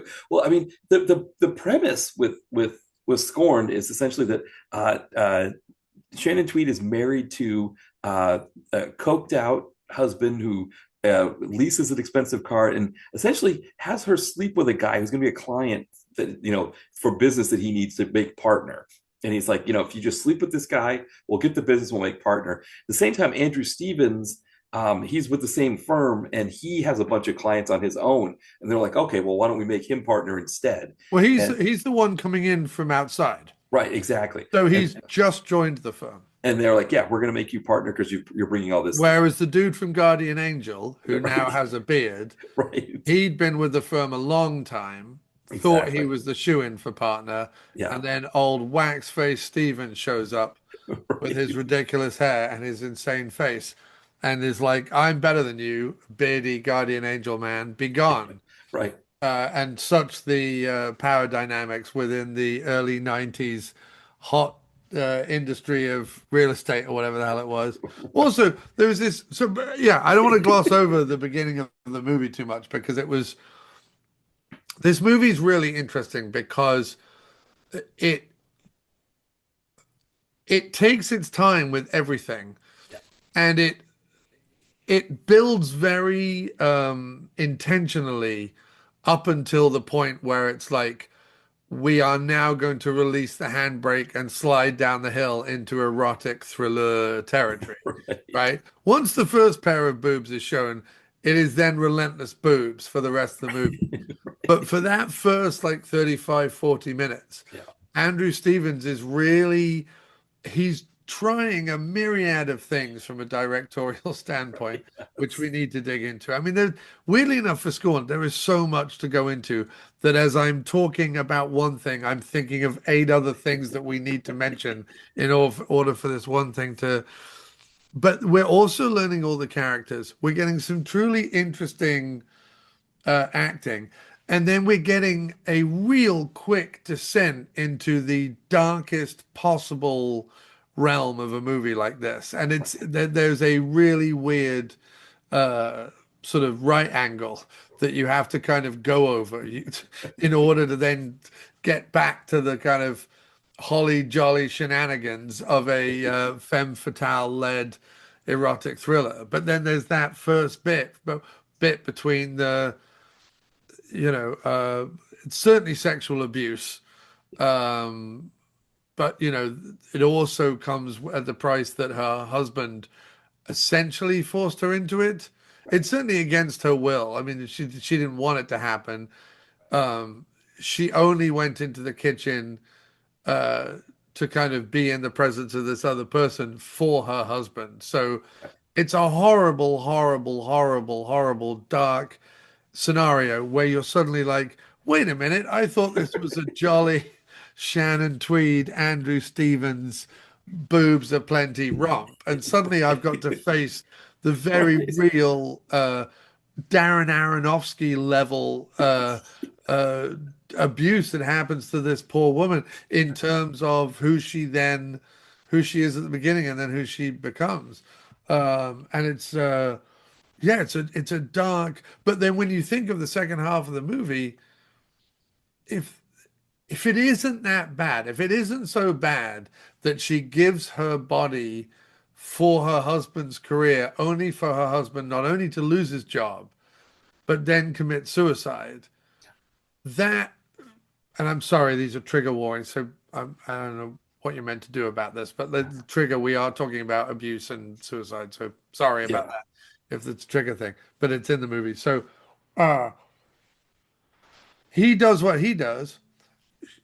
It's so heart-wrenching and it's so disgusting and it's so worthless. It's disgusting in its worthlessness and how empty it would make you feel, that then it justifies the rich, boobs plenty, insanity that the second and third acts of the movie are.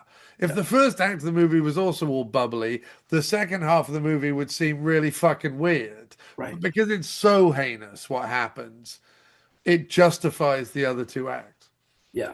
Well, and the thing that's interesting, so, when she, after her husband commits suicide, she goes into his office to get his things and she bumps into Andrew Stevens and she starts to kind of look around at some stuff and realizes, like, oh, I can get revenge for my husband. I can avenge my husband by getting into Andrew Stevens's family and taking it apart from within and then Well, yes, because eventually. we find out what we find out is because he did what he did to himself. Right. Oh, right. It nullified his life insurance from the Exactly. company, and so she's talking to his boss, who's clearly been in her life and her husband's life for many years, and he is being as cold and like uncaring as possible. He allows her to go into her old husband's office, Yeah. or her husband's old office rather, sorry, not her old husband, he was a regular age, her husband's old office.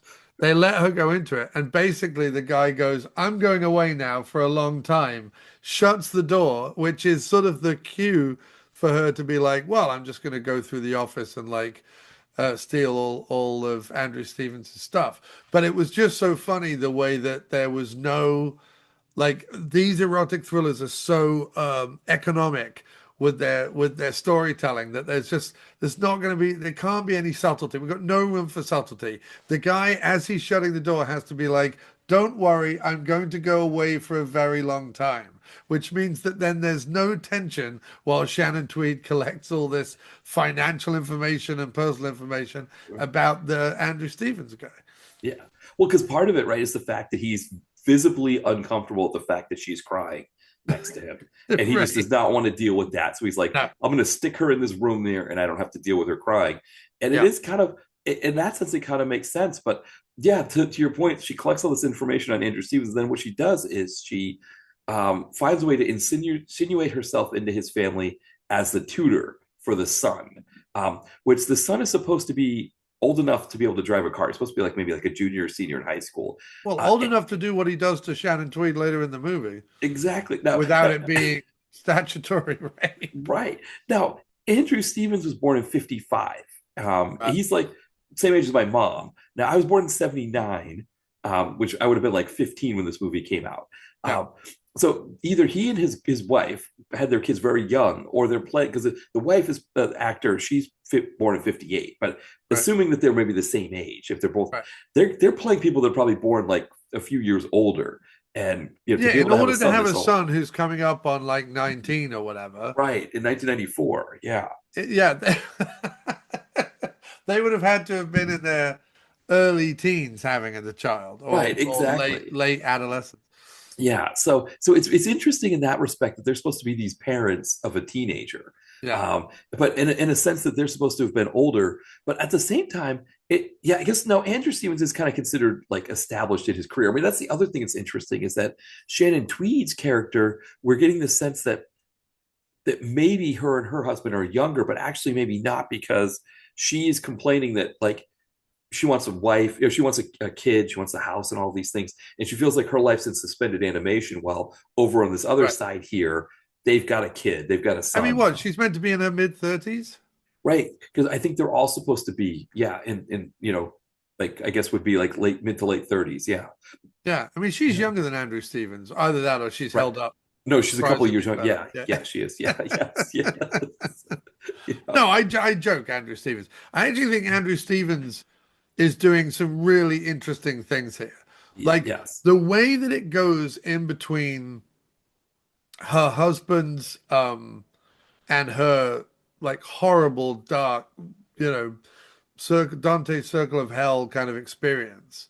Yeah. We're also on the flip side getting to meet Andrew Stevens's family Yeah. and their maid, their Right. put upon maid and Right. cleaning lady, who, it's just ridiculous that she is trying to protect this family. This family has done nothing for her. This family is mean to her, disrespectful to her. She unconditionally loves their son, and their son is a piece of shit.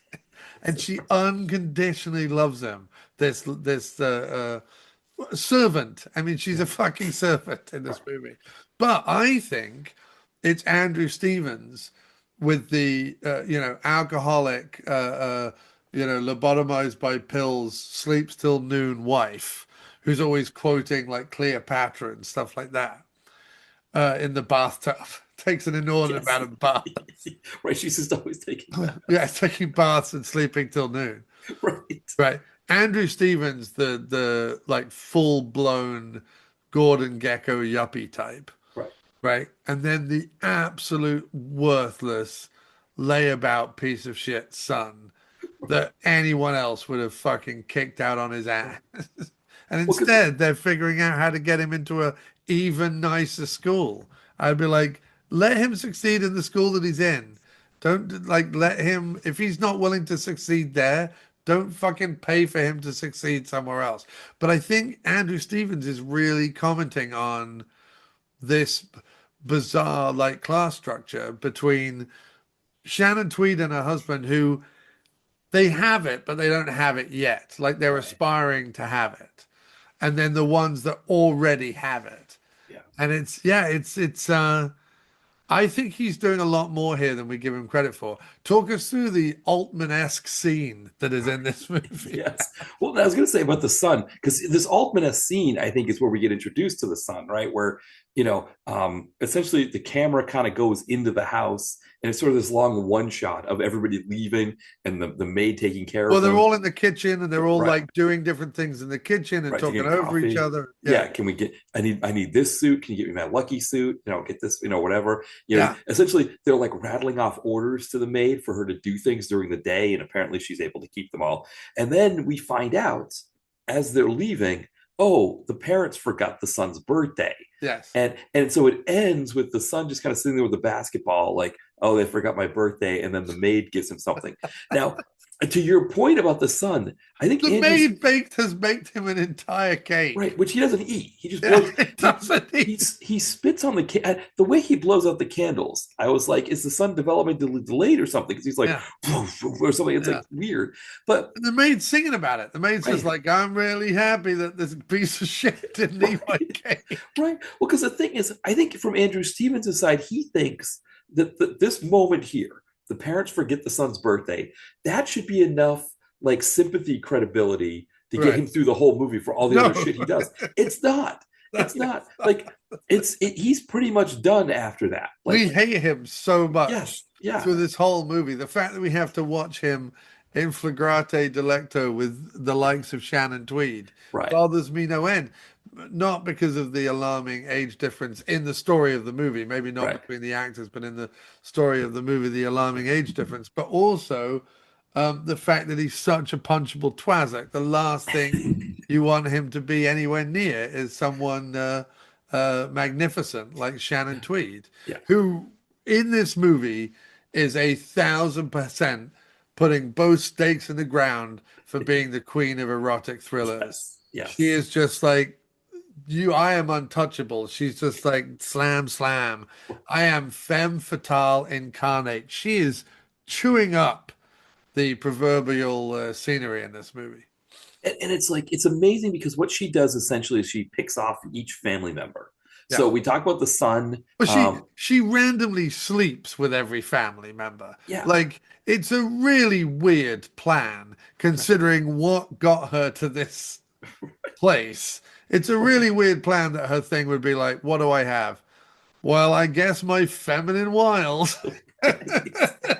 Right, right. And I mean, so like the mother, she comes, she sees the mother bring like with all these bags of clothes or stuff, and Shannon Tweed's in this like workout outfit that's like Yeah. it's almost something like like the active wear that women wear now to like go to the grocery store. Well, it You looked know, to me like something that if you were in Space 1999 or something, or running right, around on some 70s TV show like Battlestar Galactica or something right. like that, it looked like the kind of outfit that Star Trek would be like, well, we don't have a costume for this race of people. Oh, okay, just throw them in the gray lycra that kind of makes them look weirdly androgynous. Yeah, great, we'll do that then. That's kind of what it looked like, but in the 70s. Right, right, Yeah. exactly. And I mean, she goes upstairs with the wife and she's like putting on outfits with her. She's like, but of course, we also find out she's drugging her, right? Yes. And so this is part of the plan. And so she's drawing baths for her, giving her wine, but drugging her at the same Yeah. time. And so, but it's also there's like this erotic element to it. And then Well, there's a she, lot of buttock and breast brushing that happens while she's at one point, like she bathes in front of her, right, the wife yeah, bathes in. By the way, this is meant to be. This is how it. We glossed over this as well. So we see him go. Well, we need some tutors, right? right, yeah, Put a call out. Smithix, get the tutors on the phone, right. right?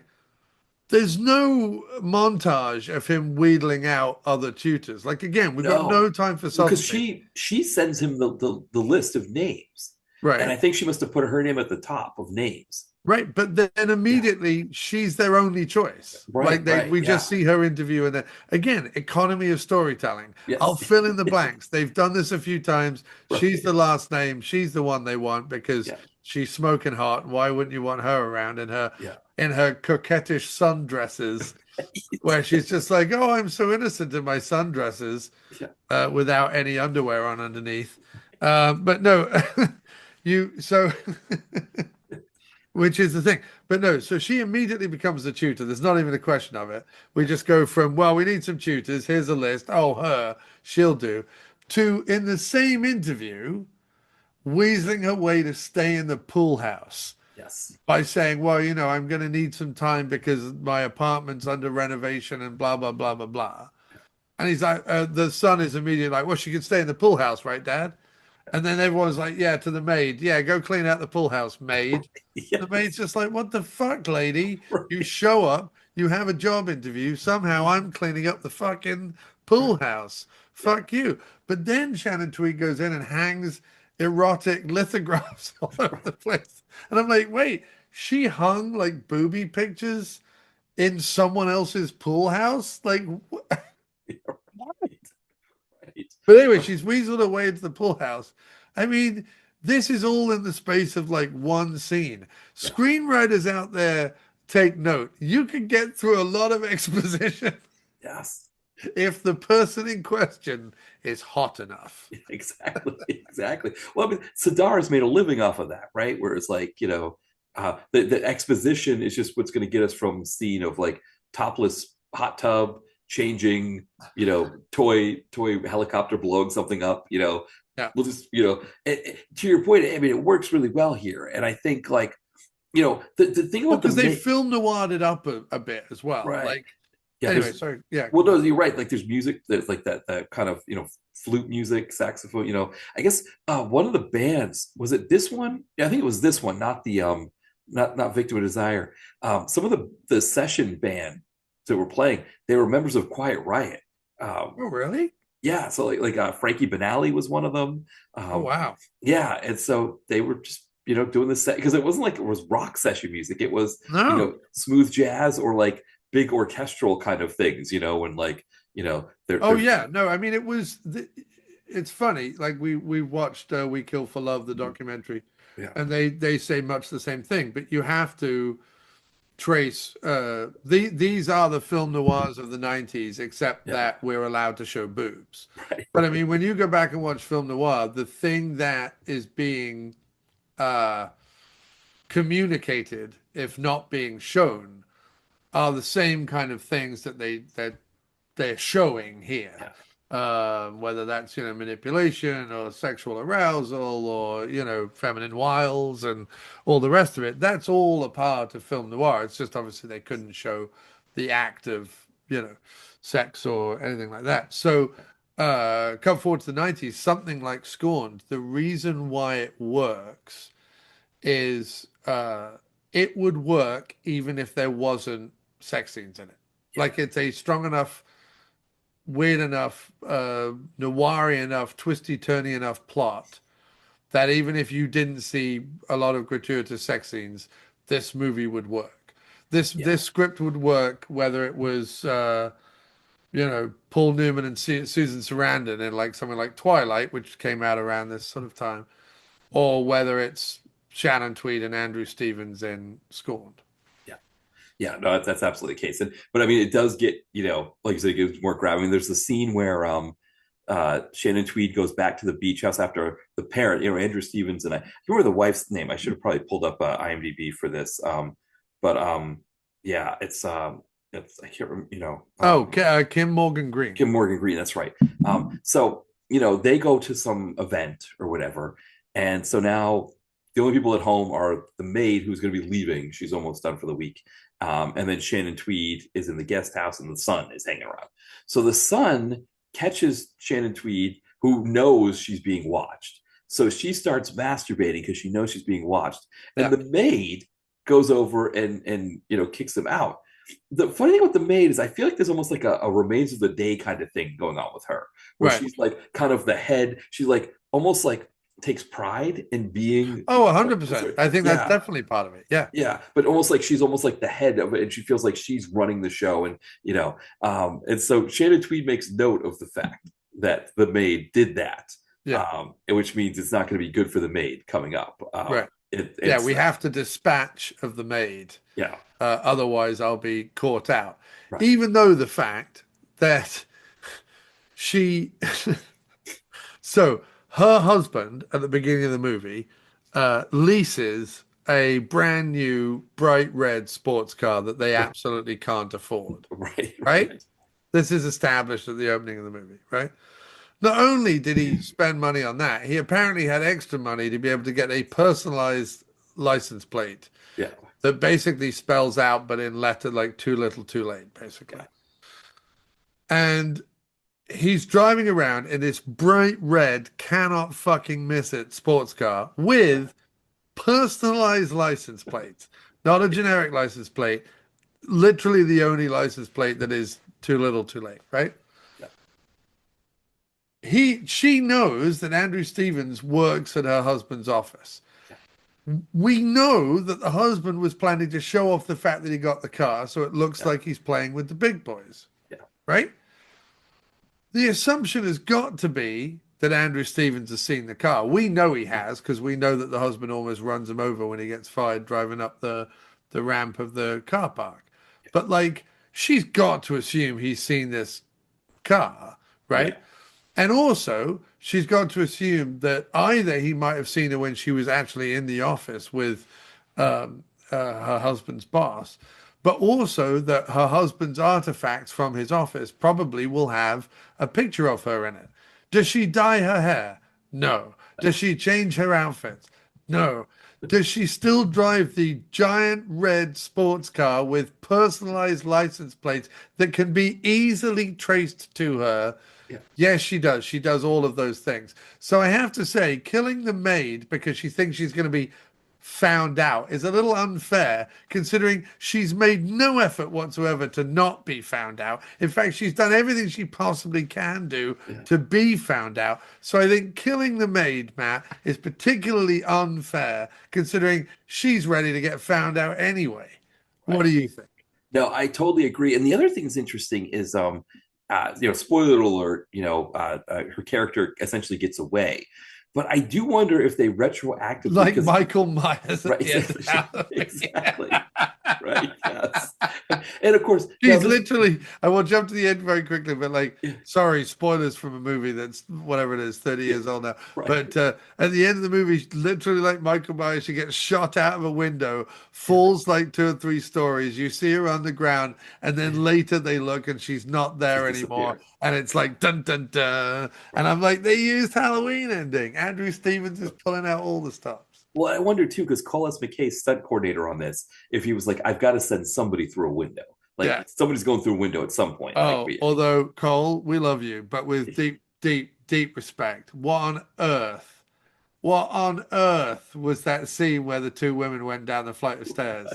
right. What was that? They strapped two dummies to a skateboard and just pushed it down a flight of stairs. That was the funniest, Matt. Some of the Yes. falls in this movie were some of the funniest, like slapstick, badly executed stunt falls that I've ever seen in my life.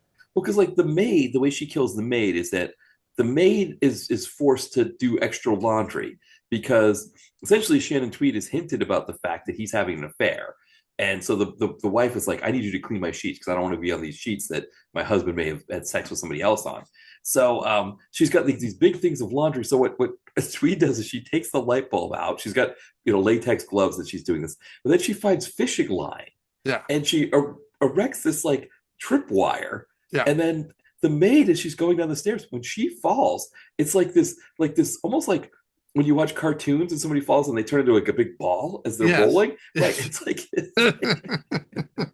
and the stairs, did you notice how the stairs got as long as the pier is in the sweeper yes. or the runway it was at the end of Fast 7 or whatever it is? Yes, yeah. Because what's hilarious is, right, this was baffling to me. You see her put the wire across the stairs, yeah. Right? And I thought it was maybe like 2 or 3 steps from the top of the stairs, which I'm like, that's a good placement for tripwire. You don't want it too far down because they might not fall far enough. And you don't want it too far up because they might step over it. Yeah. But 2 or 3 down, that's like a good place. Yeah. Then Andrew Stevens chooses to shoot her coming down in the stairs really slowly. So it feels like she takes like 5 or 6 steps before she gets tripped. There's only 8 steps in the whole, and she's only going down into a basement. It's not like it's not even as long as a like gutter cleaning ladder. Like it's like 8 large wood steps. She trips on step 5 or something, and then manages to roll down what's seemingly another 25 steps. It was a bit like it's exactly like, and I think maybe Andrew Stevens is a horror fan because it's exactly like Ash in Evil Dead 2 when he goes down the flight of stairs that goes down into the basement. We know from Evil Dead 1 and 2 that there's only about 8 or 9 stairs, but Bruce Campbell falls down probably about 115 stairs before landing on the bottom of the thing. So I loved it. I thought it was great. But yes, she turned into a cartoon Wile E. Coyote ball and bounced down the stairs. It was very weird. Well, I also love the fact that, again, you see enough erotic thrillers, the moment they focus on the stairwell in that morning scene when everybody's getting ready to leave, they show the stairwell and it's like, man, they're showing a lot of stairwells. And so what's going to happen to the maid when they keep showing these stairwells, like where it's going. It's like, you can't show stairwells on that. Like, it's one thing if the stairwells are kind of just in the background, but if they're focusing on a stairwell, it's going to be bad news for somebody. Also, what I didn't appreciate was was this in?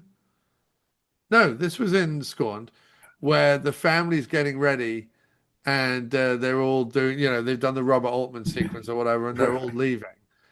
And I think the mother says like, "Drive safe out there. Traffic is murder," right? Yeah. Which would normally mean in the next couple of scenes or whatever, someone would be killed in a car. Right. That didn't happen. You can't set something up like, don't, watch out for traffic. It could be murder. You don't get to say that line. Watch out for traffic. It's murder. Murder. We're talking murder here without then murdering someone in a car. I was very disappointed. No, because it would have set the movie up in a very different way if like maybe the son broke his leg and needed a tutor at Right. home because he gets into an accident because the traffic's murder, Right. but the problem is you wouldn't get you wouldn't get those Oedipal complex love scenes that No. you get there, because that's the other thing, right, is that Andrew Stevens weaves this Oedipal thing where Shannon Tweed is having sex with the son. So essentially what happens is after the son catches her masturbating, she goes and says, hey, if you want to see me do something or if you want to watch me, just come in and ask, just knock on the door. And he's like, oh, okay, you don't have to ask me twice. And he runs out and knocks on the door. He So does now, it immediately, which, by yeah, the way, is the only truthful thing he does in the whole movie as an acting decision. The only truthful thing is he's just like, oh, should I wait until tomorrow night? No, I'm going now. I'm going right now. I'm going to knock on the door immediately. But so she sets up the thing where she's sleeping with the son a few times, and then after the maid dies, she decides to By the way, comfort. the maid who dies as she is achieving orgasm, not Right, the right. maid, That's right. Shannon Tweed. Oh, that's right. That's right. That's right. I forgot they were having sex while the maid was after the maid was dead. Right, she'd already died. Because remember, Yes. Shannon Tweed goes and like Oh, cleans up that's right. all No, sorry. The mother discovers the dead maid right as Shannon Tweed is. as they're having sex. Yeah. So then to comfort Andrew Stevens, who's playing pool, because we already had this like pool moment where Shannon Tweed's like, oh, you have a pool table. I play for Oh, keeps. oh yeah. Right, right. Andrew Stevens. So they have obviously Shannon Tweed and Andrew Stevens being the respective kings and queens of erotic thrillers in what they ended up doing within the genre. Uh, they have to have a couple of scenes before their big sex scene, right? Yeah. So they have to have a couple of scenes, and one of the scenes is just when he's interviewing her or whatever, which is sort of a little bit basic instincty. And then you have the scene where they meet and they're talking about the fact that he has a pool table, Yeah. and he's like, "I play for keeps," and she's like, "So do I," or whatever like that. And you're just like, "This is what passes for witty repartee in an Andrew Stevens movie." But we're setting up, yes, we're setting up a. See, that set up a pool dalliance later Mhm. on. You're like, yes, you set up the pool thing. Yeah. And later on, the dalliance is going to be in the pool room. Yeah. You can't set up the traffic as murder and not murder someone in a car. Right. Exactly. That's right. Yes. We now go to the glass room with the large pool table in it, perfectly situated for the sun to be able to catch Stevens and Tweed. So what's the line Stevens says before they get? He goes, "I'm in one of those moods where almost anything is possible," or something like that. Yes. Right. Right. Yeah. And And she's she like, "Oh, don't worry, you don't have to sweet talk me. I'm just going to bend over and thrust my ass in your face." right. But then she makes sure the son watches it so she gets the full Oedipal effect. Well, and she also makes it look like she made it look like it was rough, but that she Exactly. wasn't enjoying it. She was Yeah. trying to fake so that she could claim later on if the son got too upset that he attacked her. Yeah. He forced her. Yeah. Yeah. Yeah. And she wrote it off as he was upset about the maid dying. Right. I was very upset. I was very upset that our servant of many years, who has raised our son as her own, has died. That the only solution I can possibly think to the pain that I feel is having rough sex with Shannon Tweed bent over my favorite pool table. God, that sounds like agony. The pain of it, Matt. Right. Exactly. I'm Exactly. so upset about I'm so upset about the maid. You better let me put it in you. Right. Right. Well, what's amazing is things start to unravel rather quickly. First with the wife, where she starts really upping the doses on Well, what. because yeah, the second act is really just all bonking. Right. And Yes. then Yeah. as we go into the third act, that's when you're going on to say, but that's when like the Yeah. repeated drugging of the wife Yeah. ramps up. Yeah, Yeah. And we get like a very like De Palma-esque scene where he comes home to find the wife passed out. She's been sleeping all day, and he's like, "You're taking too many of these, the tranquilizer or whatever." He's like ripping her out of bed, and he's like dragging her around, takes her in the shower, and just turns it on, and she's like crying, and he's just sitting there, and I think the violins were playing as well. That is such an insane shot. Yes, Because he like throws her into the shower, turns the shower on. right, She just stays there with like a yeah, look of horror and yeah, crying on her face, yeah, the shower blaring down on her, and the camera just slowly like pans out of the pulls out of the right, bathroom. And I was just like, I mean, first of all, bravo, Andrew yes, Stevens. right, right, Absolutely tremendous. But also Kim Morgan Green, phenomenal yes. performance. And it looked really dramatic. It looked really De Palma or Argento-esque. Yeah, it was amazing, and it just sort of comes out of nowhere. But it's like, you're watching it in the context of this fun, erotic thriller kind of Yeah. thing, you know. But yeah, it was. I And mean, of if course, this, anything, there's nothing fun about it at all, other than everything about it is fun. right, Like it's if it was really happening, right, like as a real thing, it would be abhorrent on all levels of everyone's behavior. Like the other thing that I love about this movie is you're not siding really with any of them. right, I'm siding with her the most. She does keep my empathy, almost through to the end. The only time she doesn't, do you know where she loses my empathy? Is when she's got the wife. She's been drugging the wife, drugging the right, wife, drugging the wife, drugging the wife. It clearly isn't working because it's been weeks now at this point, right? So she also finds out that he knows, like right, that he's coming for her, that yeah, he found out back at the office. So she's like, "Oh, I've got to go quickly." So she ties up the wife yeah, and is like, "I'm going to cut your wrists open and make it look like you offed yourself, and uh, and then I'm going to run away and whatever, and I'll be back for your husband," or whatever she says. I don't know. Anyway, she then takes 20 minutes to cut her damn wrist. And I'm like, right. you could have, like, you had her right there. What is all this Bond villain speechifying? Just Well, cut her wrists and get on with it.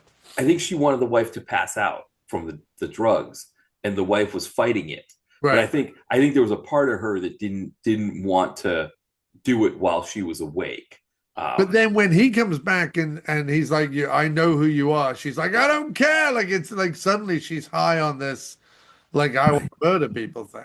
Yeah, and of course that's when And now to your point too, before she ties the wife up, she Right. comes in and the wife is like sees what she's doing and says, "I don't Yeah. want your tea," or whatever. And there's like the tussle, and that's what leads to the strapped dummies going down the stairs. Yes. Well, Yeah, that's yeah, so funny is that they fall all the way down the stairs. Well, they don't. What they right, do is slide down like the right, luge. right, They yes, basically luge down the flight of stairs. right. Which is topical, Matt. Topical with the It's Winter Olympics right. happening. There's probably plenty of kids right now who are learning what luge is, Yeah, can't and move for luges right. right now in parts of the world. Yeah, they've got like makeshift luges that they're going down the stairs and upsetting parents, and maybe affluent enough parents they're upsetting mates as well. But it's the fact that Stevens has.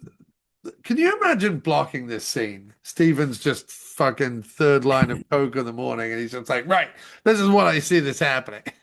We start in the bedroom. She gets pissed off about the tea, you tussle. We go all the way down the stairs. What do you mean? Yeah, we're going to put two dummies on a skateboard. Don't worry about it. Well, like the luge. Yeah, exactly like the luge. Shut up. Stop fixating on the two dummies going down the stairs. Then you're going to scuffle downstairs.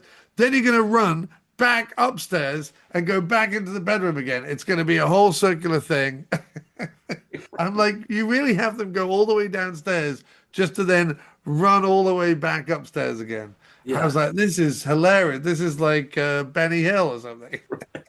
What the other thing about it too is when they get back down to the bottom of the stairs and they kind of rather get up, and then that's when Tweed grabs her, like twists her arm. You really get the sense too that Tweed, because she's like tall and kind of like there's that sense of her being stronger and more imposing. I mean, she's not quite the level of like Julie Strain, but even Julie Strain, who we're going to talk about in the next movie, she's tall, but she's also thin. Like her legs are very, whereas like there is something about Shannon Tweed where like, yeah, you could see her, killing, was it Kim Morgan Green? Yes. Yeah, you're right. You could see her like, being able to kind of manhandle her a bit, Yes, although I do say, we were texting back and forth while we were both watching these movies last Yeah. night, and I had said about that, Joan Severance and Right. Yeah. Shannon Tweed are kind of atop twin mountains of erotic thriller. I still think Shannon Tweed, is the queen, Yeah. and I think probably Joan Severance I think of as the uh, fiery Southern temptress who's into voodoo. You know what I Right. mean? Yeah. Or or she's uh, sort of the wicked stepmother type. Do you know what I mean? Yeah. And that I think I described her as what was it wild? What was it? Wild and I think it was hot, wild and southern or something like Yes. that. Yes. Right. Yeah. Exactly. But Yes. no, we were talking about it that Shannon Tweed for all of her femme fatale, and she's phenomenal in this. She's really great at being the evil sort of anti-hero temptress. Uh, she's still more vanilla than Severance. Like Yes. Yeah. she's more pristine. She's more, there's there's just not like you believe Severance in terms of what we're talking about in terms of like physicality. Yeah. You believe Severance would be more rough and tumble. Do Yeah. you know what I mean? You can throw Severance around a kitchen, she's still bouncing right back.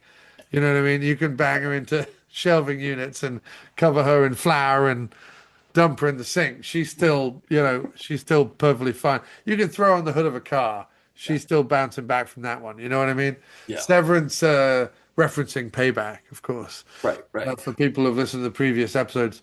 But yeah, you feel like Severance has got a little, and whereas Shannon Tweed, initially, you would think not so much, but she does hold her own in these two movies. Yeah. Yeah. No, no, for sure. I think that's the key is that, like, I think she plays more innocent in the next movie. Obviously in this movie that, the next movie has the twists that you expect in an erotic thriller. That's the one thing with this movie is it doesn't have the twists. It kind of stays what it's going to be. It does. It doesn't have the plot twist, but it has the. I don't think I knew how much it was going to ramp up. Yeah. Yeah. I I didn't agree. know that it was going to go full blown.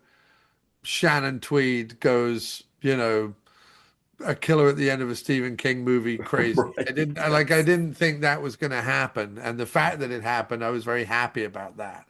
And then the little like comical ending or whatever, the kind of where I'm going to kill your son. La di da di da. Like that's the end. The end is it's a comedy joke that I'm about to kill your son. That's the end of the movie. But no, it's all the fucking things that Stevens is playing with in this film, but also the fact that you kind of get the idea that at a certain point she quite likes the son. That's Yes. also baffling as well. They have quite a their last love scene together is more loving than it is. Obviously the first time they have sex, it's uh, rampant and jolly, and then the last time is very sort of slow and measured, and there's lots of like candlelit close-ups of nipples, Yeah. Right. Right. which needs to Exactly. be a song. The candlelit close-up of Some nipples. nipples Yeah. shining in the night. Yeah. Well, because Yes. when they that last scene at the end where she's with the son, and they it kind of ends with them about to have sex, and they cut the credits, and I guess I think I don't know if he comes back for the sequel or if somebody else plays him in the sequel, but they definitely bring that character back in Oh, the there's a sequel. sequel? There's a sequel, but it's not Tweed. It's is it Tane McClure or Tane? Oh, I Um, don't know. Tane. I was thinking There's a Scorned too, huh? there's a Scorned too. Yeah. Um, let me see here. Yeah, that's a good. Oh, from 97. Yes, it's Tane McClure. Tane McClure. Is it Tane? Is that how I say? Yeah. Yeah. Tane Yeah. McClure, Andrew Stevens. Yeah. So it's Wow. it's yeah. So somebody else I think plays the son. Yeah, but you're right. That's right. He comes back. I didn't even realize that he comes back. Yeah. Um, But yeah, I haven't seen it. It looks. I thought it was on something, but it doesn't look like it is. It's interesting. Tane McClure is an interesting one. So because in that documentary, that We Die for Love, like the way like she was just very adamant that like I didn't do porn, I never did porn, that kind of thing. It was the kind of thing that you could say that in the 90s, but nowadays with the way we look at sex work, and we don't, somebody who does porn is not someone who should be shunned. Right. I almost kind of feel like our age cohort were the ones that were first thinking that kind of thing, because we'd watch movies like this and we think like, yeah, well, why should somebody who does sex work be shunned? It Right. is, but she felt like she had to make that Yeah, distinction. and yeah, I mean, also, I always go back to like what someone else does for a job is up to them. Exactly. Again, it's this culture of getting involved in other people's business, and Right, right. if someone wants to do that, and if someone wants to do that safely and healthily Yeah, and whatever, if that's what they want to do, yeah, like why, what is any of us there to judge it, to stop right. it, to condemn it, to whatever? Like Yeah, it's it's such a naive and idiotic and sexist way to look at life, that is considered wrong or problematic, or people should be shunned or condemned or whatever. Yeah, it's just so, it make a fucking lick of sense to me. right. No, no, yeah, exactly. But I mean, I guess from her standpoint, it's like, well, she loses work, I guess. But I mean, Which you shouldn't, is what I'm saying. Yeah. exactly, right. Yeah. So it's just, yeah, it's one of but yeah, there is that sequel. I guess that was the thing, right? If you couldn't get Shannon Tweed, you could get Tane McClure, and you know, it would you would you know. But I almost I think that's the thing about Tweed, and I can't think of anybody who would do the same as far as Joan Severance, like another actor that was close but not quite them. But the thing about Tweed is you can't fake Tweed. Like you can't have like a Tane McClure who looks close enough but isn't Right. quite. Yeah. Tweed, like you said, Tweed. The thing about Tweed that I think is different than Severance is that Tweed comes in with her flags and she puts them down in the movie that she's in. This is it. This is a Shannon Tweed movie. I'm here. Yeah. I got my stocking tops, my garters that I'm peeling off here, and all these different things. Whereas Yeah. like, Joan Severance is like she kind of slinks into the movie, and you're like, oh, I like Joan Severance. She's great. Oh, she's look at her. She's dancing around. She's singing. She's playing the saxophone. And then the next thing you know, she's pushing somebody off a cliff, and you're like, okay, that's Joan Severance. Yeah, that's Yeah, absolutely fine. Or pushing a maid down a flight of stairs or something. right, exactly.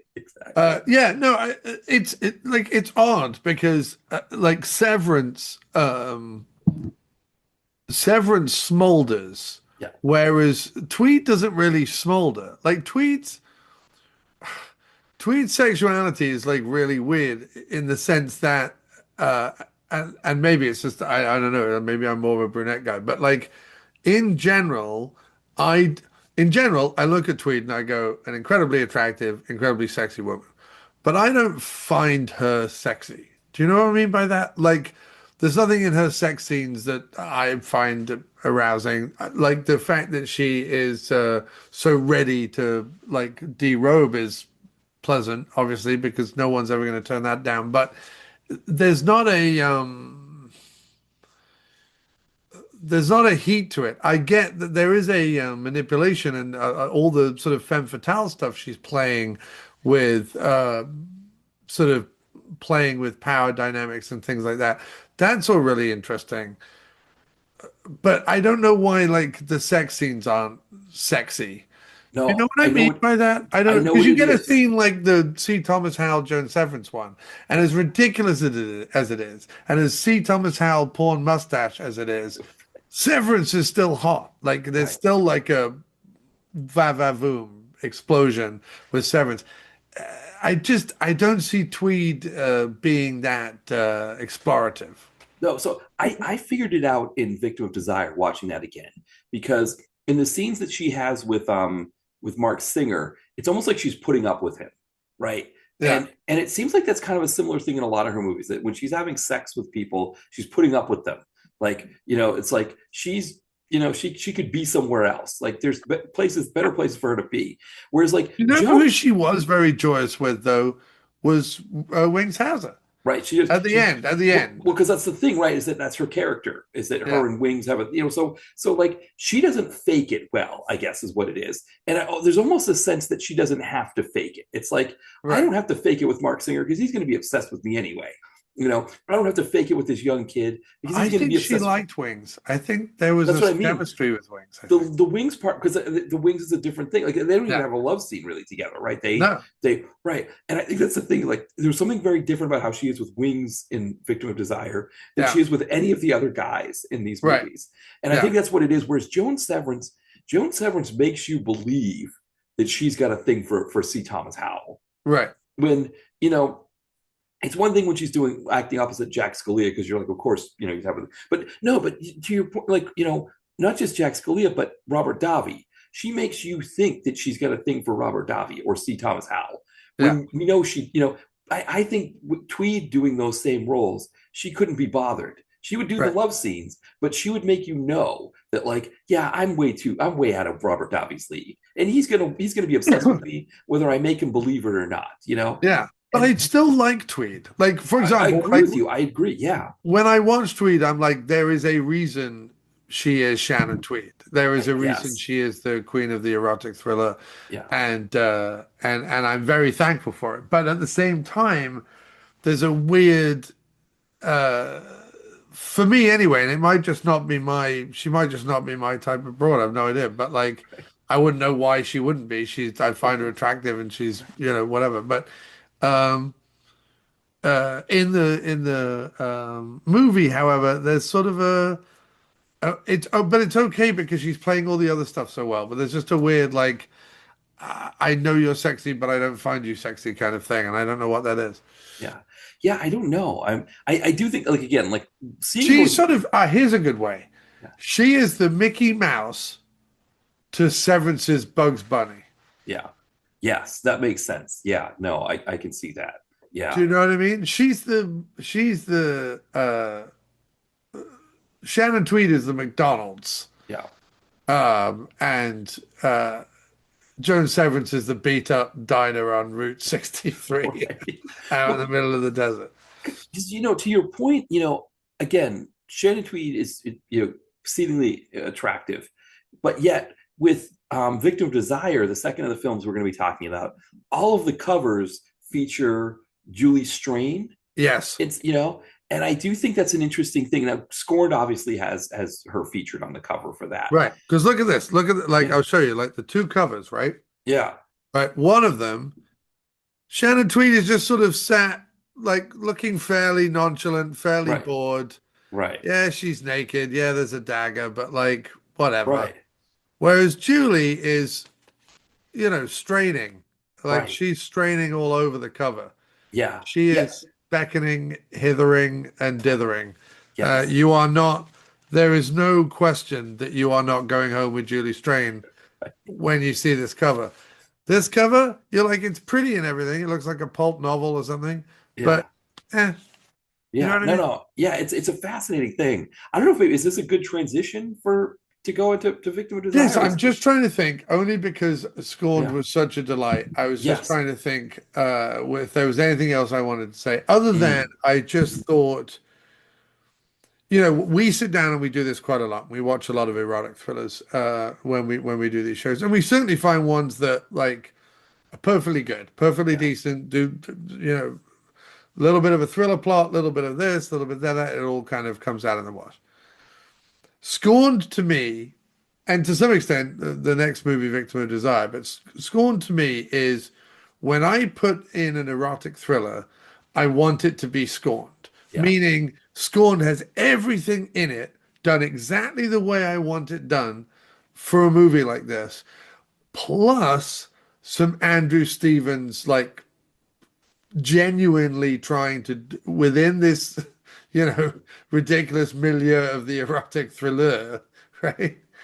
He's trying to I'm gonna do the throw in the shower, screaming in the shower, water hits her face, long drawn back to Palmer shot. Of course, why wouldn't I do that? And I'm gonna do my Altman-esque, Woody Allen-esque, everyone talking all over each other type thing, kind of semi-realistic breakfast morning scene. I'm going to throw a few little curveballs in there, and it's going to decorate an otherwise already perfectly decent tree. He's just found a couple of extra little ways to dress it up, and I genuinely loved it. And as I said, I think could play even without the sex scenes. But obviously, I'm very happy for the sex scenes as there are so many of them, and especially in the uncut version, quite never graphic exactly, but certainly not shy. Yeah.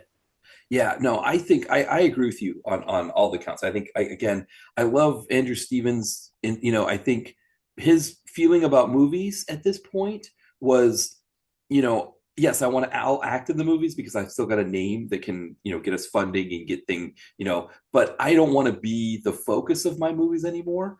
But he loves the idea of being successful as a producer, and I think as a director. And it's the kind of thing that we're going to be talking on PM podcasts somewhere about Angels in the City.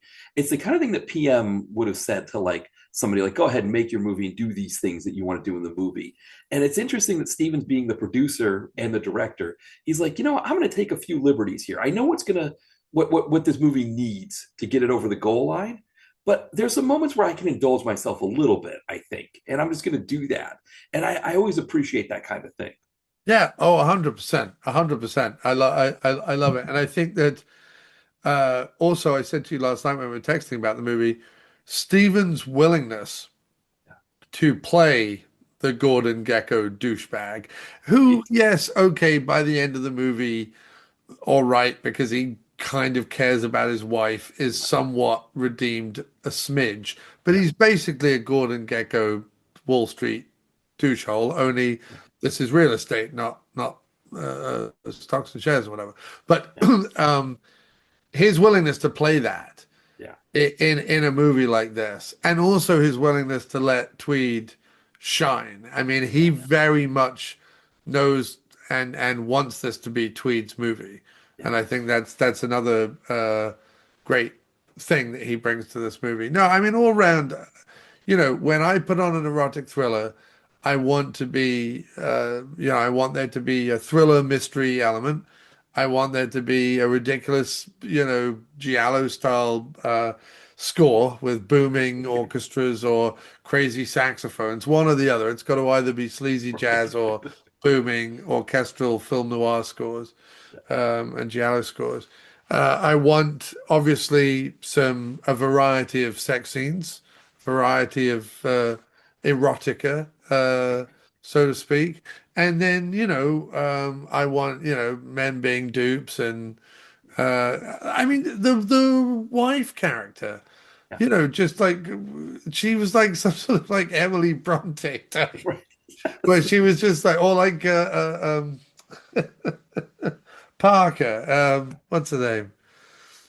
Uh, the author Oh, and the circle. She was there, had the circle. Oh, I can't think now. oh, Oh, you'll have to cut this out. But yeah. yeah, Dorothy Parker. Oh, She yeah. was very Dorothy Parker. She was very Sylvia Plath. She was Yes. very like lounging around, like quoting things, quaffing red wine, dropping the odd sedative, Yeah. taking a lot of unnecessary baths. And she was really like, again, something like The Wife. They could have just gone, well, we just need someone to lie around in bed, get naked a couple of times, whatever. We'll just Yeah. cast anybody. But like she's really, really good in the film. Like Yeah. legitimately good in the film. I enjoyed it, dude. I thought it was great. No, and I also think too, as an actor, in her case, Kim Morgan Reed. I mean, again, we talked about this. She's playing somebody older than herself, and that's just, Yeah. especially for women in the in the business, you want to be seen as younger. Right. And so for her to say like, no, you know what? I'm only in my early 30s. I think she was born like 58, so she would have been like, you know, 35, 36 when this movie was made. 30, I guess 35. To say like, oh, if you're 35 and you've got a teenager, right? In real life, you would have been older. Generally you're in your 40s when you have a teenager, Right. a late teenager like that. So I think that's another piece there too, that she's like, no, I'll play somebody older. I'll do it. Um, But also just the fact that this movie goes as far as it does with everything. I mean, it doesn't. Yes. It's. I think De Palma's a good call, and Yeah. no, it's not like gory in the extreme, but there is Yeah. some gore. It's not so like ridiculously graphically operatically sexual, but there is some like lingering like nude erotic sex scenes or whatever. It's definitely the R-rated video store version of otherwise an extreme kind of movie. But I appreciate as far as it pushes the envelope, because it pushes the envelope pretty far for what otherwise is normally a fairly cozy genre. Scorned contains as dark shit as you'll see in any fucking horror Yes. movie or like torture porn film or whatever. Yeah, yeah, no, I agree. I think this is one people should check out. I think, also just quickly, thinking about the documentary we Kill for Love. Andrew Stevens talks about this, that he went from being an actor to saying like, no, I want to be a producer, but my name carries some weight. And I think that really comes through in this movie here. That, like you said, he wants Tweed to be the star. He wants other, he wants to take a lesser role in these films, and I think that does, I think it helps with a movie like this, that he wants the whole production to be successful, not just his acting in it. And Right. yeah, and Yeah. No, a good man, seemingly a good chap. I've yes. not heard bad stuff about old Andy Steves. Right, exactly. Now the connection between this and Victim Desire, it's three, right? Obviously, Shannon Tweed was the main connector. That's why we wanted to do this one as well. But Stevens also produces this one, and Collis McKay does stunt work in this one. He also sends somebody through a window, right? You got to have somebody going through a window. But yeah, I don't. Victim Desire. I'm about to do a quick synopsis on it. Essentially, just Wings Hauser is this guy who runs a company that apparently. But no, we have to say, Wings Hauser has the greatest credit Yes. of any film. I love the and so and so as blah blah Right. blah. Yeah. The and so and so is fine, but you've got to add the as whatever their Right. character name is. Yeah. So in this movie, and we've got to bless Jim Wynorski for this, but we Yes. get the credit and Wings Hauser as Duval. Right. It's so beautiful. Tremendous. The It's, moment that credit came up, I said to yeah. myself, "Oh, Wings Hauser is playing Duval. Duval. Oh, you've got Yes. me. You don't have to. You don't have to show me anything else. But Wings Hauser as Duval, and I'm happy. Yeah. So you've set up that promise of Wings Hauser as Duval. I'm sitting back and give me Duval. I will let it rain, brother. Yeah. And I mean, we get like this really interesting. So the basic, I'll go the basic premise just to get that out of the way. It's just that Wings Hauser's company, it's under investigation because it made electric blankets that apparently killed over 100 people, which I don't even know how that works, right? Like usually after a couple people die, you pull the thing off the market, but somehow over 100 people burned to death with these faulty electric blankets. But How many people have electric blankets? right, exactly. There's Is it even 100 of a them. thing? I suppose it was a thing in the 90s. It's not a thing Right. anymore. But yeah, it's still, yeah. So that's the one issue. The other thing is that he's embezzled like $70 million. He's got it squirreled away in a Yeah. bank account in Bimini. Which, if you want to They know where say Bimini yes, so many it times makes in this yeah. movie. It's almost like Wynorski was like, how many times can we fit the word Bimini in this movie? Yeah, I But think Wynorski was playing a right, joke on all of us. right, Because there was at exactly. one point, there was even a point later on in the movie where she reveals that she's lying, or Right, reveals rather that she knows more than she's letting on, by saying to him, like, what do you think? They're off in Bimini or somewhere? right, And you're right, like, what? He already knows Bimini because you right, said exactly. Bimini 700 times. But yeah, you haven't said Bimini to each other. So now you've said Bimini to each other. He knows that you knew about Bimini. Right, exactly. Yeah. Yeah. They say Bimini in this movie about as much as they say the Declaration of Independence in National Treasure, which they say 1,000 times in that movie. Right, exactly. Bimini and Declaration of Independence probably tied with how much they said. Exactly. But no, but Duval, Hauser, he dies.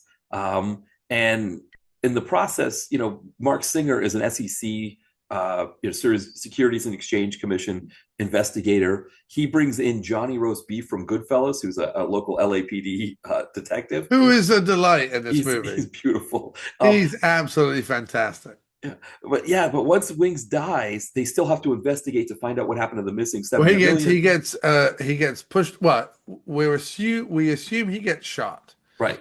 And then he gets put in a car because we hear shots from outside his office. Mm-hmm. And then he gets put in a car and they're doused in gasoline, pushed off a cliff, and explodes. Yeah.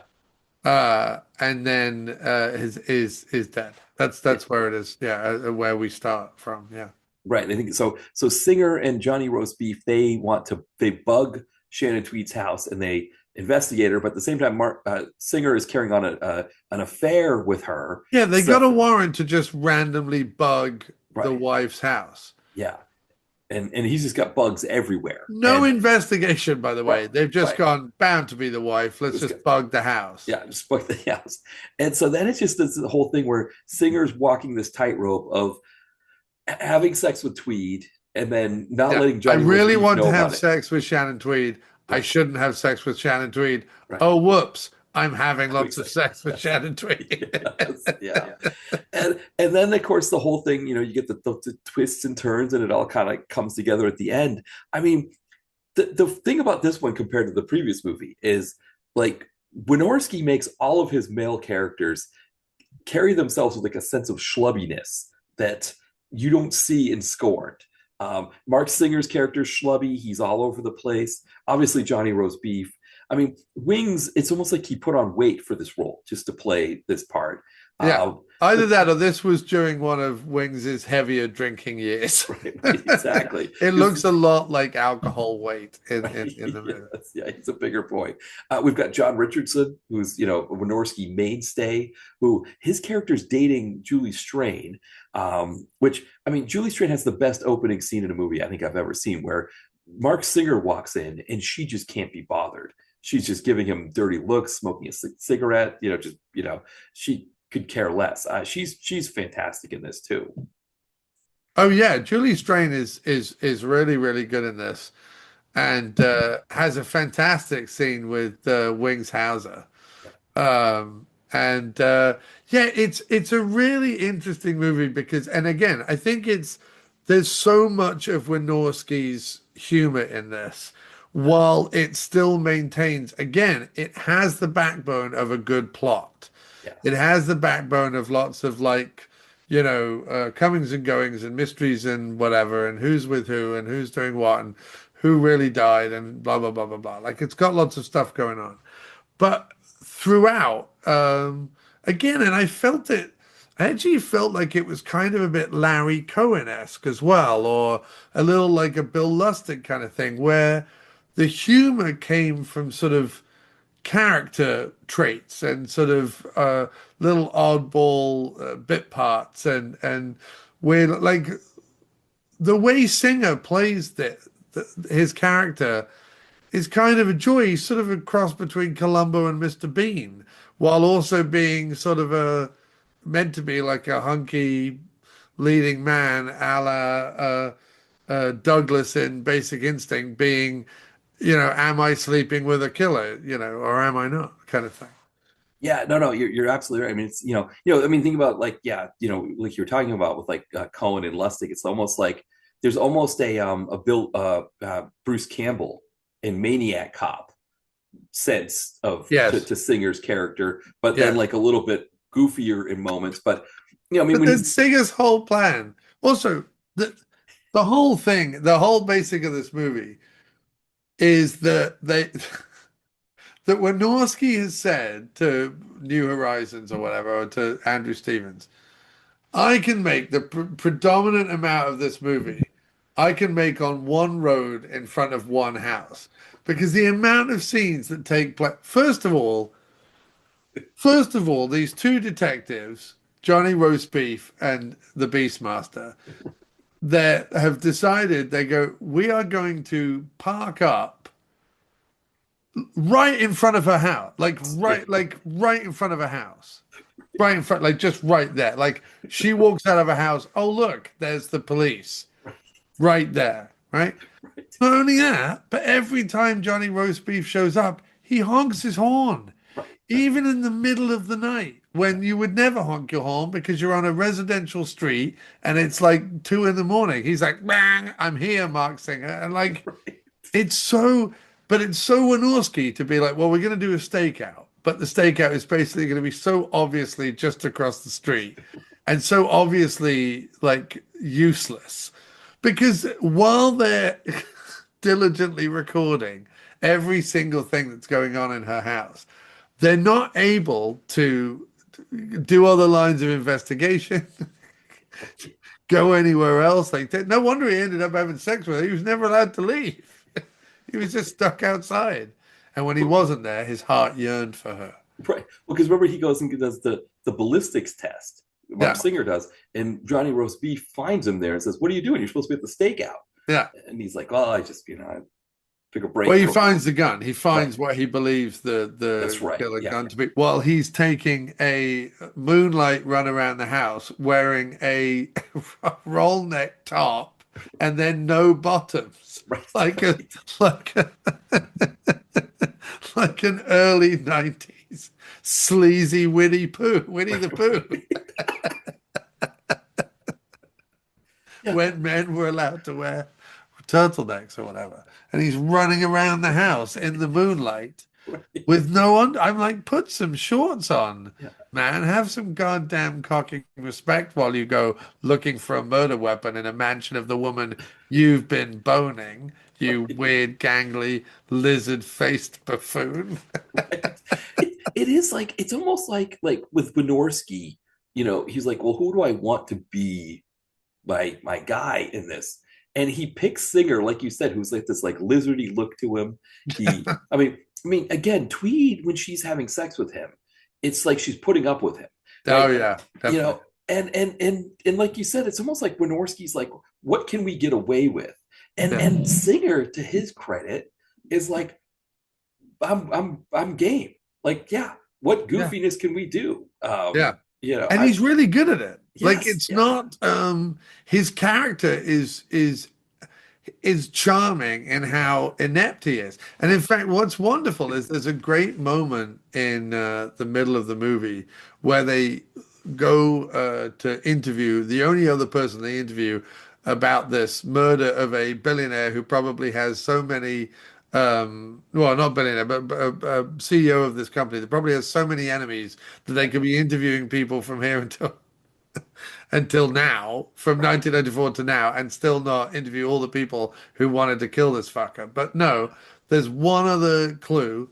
So they go to the guy, and the guy's like, I totally wanted him dead. I'm super happy he died. I fucking yes, hate him, but I didn't kill him, and blah, blah, blah, blah, blah. They come up to the end of the driveway. Johnny Roast Beef gets in his car because, again, they're driving two cars everywhere. It's just such a waste of time. right, Johnny Roast Beef gets in his car, drives away, and Mark Singer, like, looks off into the middle distance, realizing that it can't have been that guy, so it's probably Shannon Tweed. Because yeah, Johnny Roast Beef has said that it's Shannon Tweed all along. yeah, He's like, she was fucking this guy and she was killing this guy, and like he just doesn't trust her as far as he can throw her. And he's right not to. right, But Mark Singer is just, no, I've been duped. I've been duped by the Tweed. The Tweed has duped me in order for me to continue to be a plaid jacketed weirdo just bumbling up the joint. And yeah, so it's but he anyway, yeah, so he gets to the end of the driveway, having realized it's not this guy, it's definitely Tweed. And he looks off in the middle of the distance, and right before it fades out, he just goes, shit. yeah, And you're like, I love how human Wynorski makes his leading man, you know? yeah. The whole thing works so much on that level. It's such a fascinating thing because again, when you compare it with Scorned, where Scorned is like kind of it's your fun erotic thriller, but like it hits a lot of these things in a little bit more serious way. Whereas Wynorski, it's like the same kind of energy that you get from a Wynorski like monster movie, or Yeah. what what's I can't think of the name. Sorry, I'm trying to blank. I'm just thinking about A there's monster movie? Which kind of monster movie? well, no, his monster movies, but no, I was thinking about I can't think of the name of the found footage horror movie that he made a whole bunch of versions of with The Blair Witch Project. Blair Witch, right? So it was He made the was it the Bear Wench Bear Project? Witch, right? Exactly. That's what. Yes, yeah. It's like he has that same energy in this. Yes. But the funny thing is, like, everybody's in on. I mean, it's one thing, like, Peter Spalos plays the Oh, yeah, Peter's cameo was yes, just an oh, absolute delight. yeah, so His little beautiful. pulley with the ribs on it, that was Most of ribs, amazing. yes. He's the coroner eating ribs. Now that's Peter Spalos and Wynorski. You expect them to be on the same page, and that Yeah. Wynorski casts him because he's giving him exactly what he wants. Right. John Richardson, same thing, right? Like, he knows John Richardson, it's going to give me what I want for this role here. But everybody else, the fact that Wings Hauser like knows what Wynorski wants and delivers it, or that Shannon Tweed knows, again, like Julie Strain, you get that she would know what Wynorski, Right. but Shannon Tweed gets it. It's amazing, like, how many people Well, get I it. knew Wings would get it. I knew Yeah. Wings would get the kind of level of insanity that Wynorski was looking for. I Yeah. feel at this point like Wings was just. I feel like that was really Wings's robe. That was really Wings's house. I feel like they went to Wings's house Right. and filmed him in between swigging gin, whatever he was Right. drinking at the time. Yeah. Right. That was one of the selling points for him, was that he could. I mean, the thing with his character Yeah, there's is no evidence. There's no attempt, rather, to make him look wealthy and put right. together. He Right. basically wears like sweat smock shirts. Right. Right. Yeah. And he's got a beard and everything. It's a trip. And I mean, the other thing, I mean, obviously a big selling point for him in this role is that he's only in the movie at the beginning and the end. And so he's got this whole middle part he doesn't have to worry about. But again, because it's Wings Hauser, I mean, this is the second time we've seen Wings in one of these. We saw him in Bedroom, was it Bedroom Eyes? Eyes 2 Yeah. with Linda Blair. With Linda Blair, right. And yeah, I mean, we get him here. It's the Wings that you want, even if it's It only at is the the beginning and Wings, the end. and I think that's what's so nice is that Mark Singer's energy Yeah. is equally as pleasing as Wings, but completely different. Yeah. So you get the Wings at the beginning and the end. So I'm getting my manic, Wings energy from both ends of the thing, and then in the middle, I'm enjoying this kind of Jacques Tati thing that Mark Singer is doing, Right. which is also rather pleasing. And so I just I don't miss Wings in the middle because I've got Singer and Johnny Roastbeef, who is just, I mean, he is absolutely fantastic Yes. in this movie. How this didn't spawn a whole detective series with Singer and Roastbeef, I would have watched the hell out of that. And Yeah. Singer would always be like sleeping with suspects. Right. And Roastbeef would be like, "You've done what again?" Right. Um, Yeah. the only thing that doesn't make sense in this movie whatsoever at all doesn't make sense. We know that they have the entire house bugged from Right. top to bottom, from top to bottom. But we also know at the end of it that Wings Hauser has been in frequent contact with Shannon Tweed, and in fact, currently for the last day or two, is living in the house by Right. all accounts. And you're telling me that on their 75 different mics, they didn't pick up that Wings Hauser was still around. Right. But they picked up Mark Singer being like whispering, Right.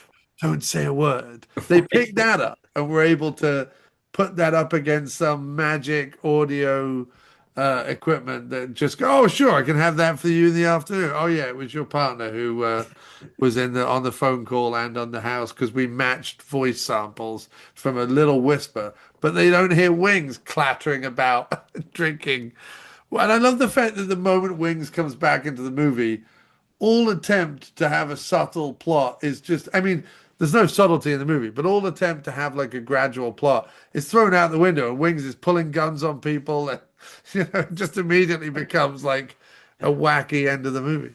Right. Oh, and they shoot Johnny Roast Beef. He goes flying out the window. Then Yeah. Singer runs away, and he's like in the backyard, and yeah, I was Wings is sad to shooting. see Roast Beef go. Yeah. Well, again, Colas McKay. Somebody's got to go through a window at some point. Right. Yeah. I mean, to that point, thinking about this, from that kind of, again, I would say like a PM standpoint, but it's kind of, yeah, it's got some of those same beats that like that, for in the action side of it. But no, one thing I was going to say about the bugging.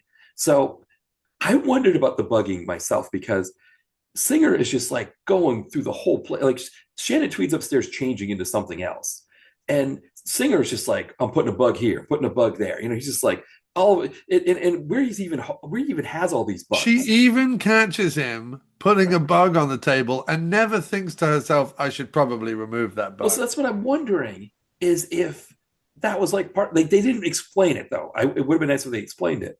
Um, but if that was the plan, was that Wings is like, hey, they've bugged the house, so we won't say anything in where the bugs can hear, and then we'll have everybody hear Mark Singer, you and have Mark Singer having sex, and that'll be on the thing, but they Yeah, won't hear Wings, me. who seems to be perfectly okay with the fact that his Right, wife has sex with Mark Singer right, more times than she needs to make the right, plot work. right, exactly, exactly. But see, and it's interesting too because usually, even though the fact that he had cheated on her with Julie Strain, um, usually that's not enough to be like, well, if I'm sleeping around, my wife should be able to do it too. Usually there's a possessive aspect, but no, he was perfectly fine with, okay, this is what you got to do to He's reel in the positively swinger. giddy at the end of the movie. He was, yeah, yeah, yeah. Maybe he likes being cucked. That could be, that could be. Maybe he likes being a cuckold. Maybe that's Leyland Duval's kink. Right, right, yeah, yeah. It's Wingshauser as Leyland Duval. right, yes, yeah. That whole ending there is just fantastic as well because it's just we Oh, get people are that getting shot left over. What about him? What about Wings running out into the garden, right. realizing he has bullets and the other guy doesn't? So he starts firing his gun like a kind of John Wayne gunslinger. He starts coming in from like the hip, just Right, going yeah, like, hey, and he's like laughing while right, he's doing it. He's just firing bullets off willy-nilly. Oh, it's so much fun. yeah, Mark Singer doing a legitimate stunt, tumbling over that wall. That was oh, really him doing that. That was yes. I mean, that would have hurt my shins no end, especially if I was a big, spindly, praying mantis looking lizard man. Well, and the other thing too is that when they tumble down the stairs, I mean, it's two stunt guys that are doing it, but Right. they're actually stunt people doing it. It's not Yeah. dummies that are strapped together rolling down the stairs. So I mean, and again, I don't Yeah, know. miraculous that Wynorski has better shot stunts Right? than Scorned, where you would think they would have made more effort. Yeah, But no, Wynorski, and I have to say, like the other thing that I like is very often when you're watching a Wynorski film, because of the quality of the film, or because of the quality of the video or whatever that they're shooting on, you very often look at it and you're just like, oh yeah, it's a Wynorski film. It's like this looked like it had a budget. This looked yeah, like a movie. This looked like, in the same way that something like Chopping Mall looks like a movie, this looks like a movie. There's a lot of Wynorski movies that don't look like movies. Do you know what I mean by yes, that? They yes, look like Wynorski movies. They just right, don't look like. yeah. No, they look like TV shows that were cut together or something, or But like an this hour long. fast became one of my favorite Wynorski movies. I mean, this Yeah, had everything I wanted in it. It had enough Hauser, Singer was playing it great. It had lots of Tweed doing what Tweed does. It had Julie Strain doing what Julie Strain does. It had Manic Wings Hauser. You had Johnny Roastbeefs being fucking genius, brilliant. It was yeah, it had a Peter Spellos cameo.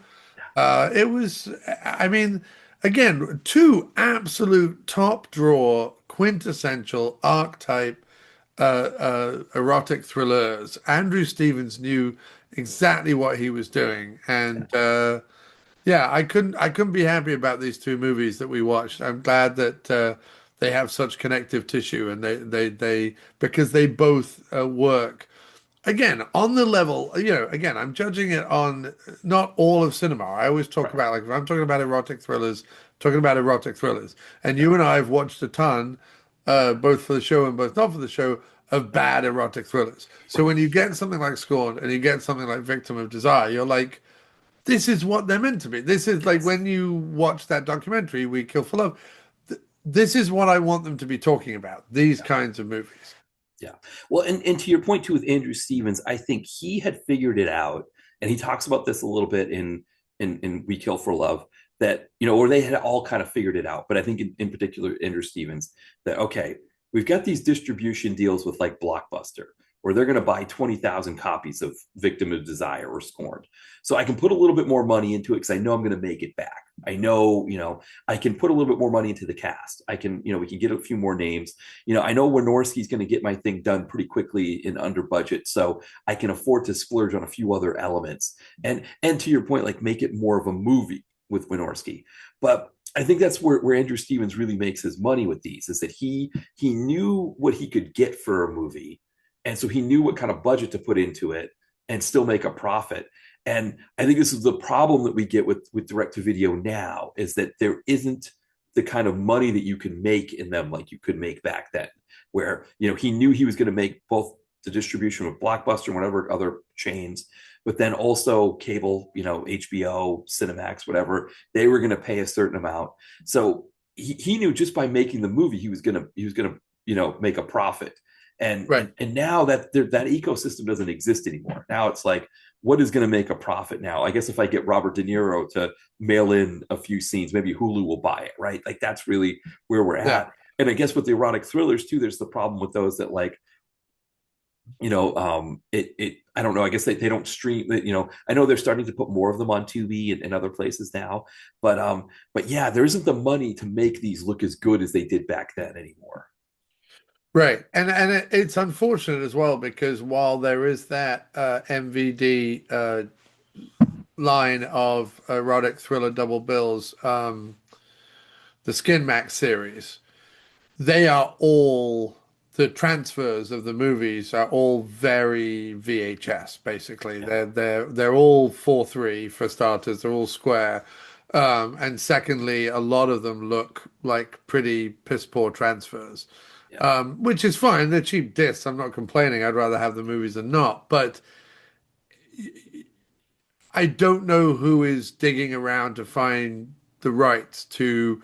But for example, I would take a Blu-ray special edition of Victim of Desire. Would Yeah. absolutely fucking love it.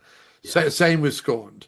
I would love a like blown out 4K, glossy, bring up the soundtrack, you know, remastered. I would genuinely. But that'll probably never happen. Right. Right. But it is one of those things like, maybe as there's a bit of a renaissance with these, people are going back to these erotic thrillers. They're looking at it as like this time, this unique place in time between the late 80s into the 90s. And maybe there's that, but to your point, like, yeah, especially Scorned might be more likely to get the Blu-ray because it is kind of considered high in Shannon Tweed's career. I think Victim of Desire is one of those ones that like probably only people like that listen to this podcast that like, get all these names, being put together, and like the novelty of seeing them all doing that kind of thing.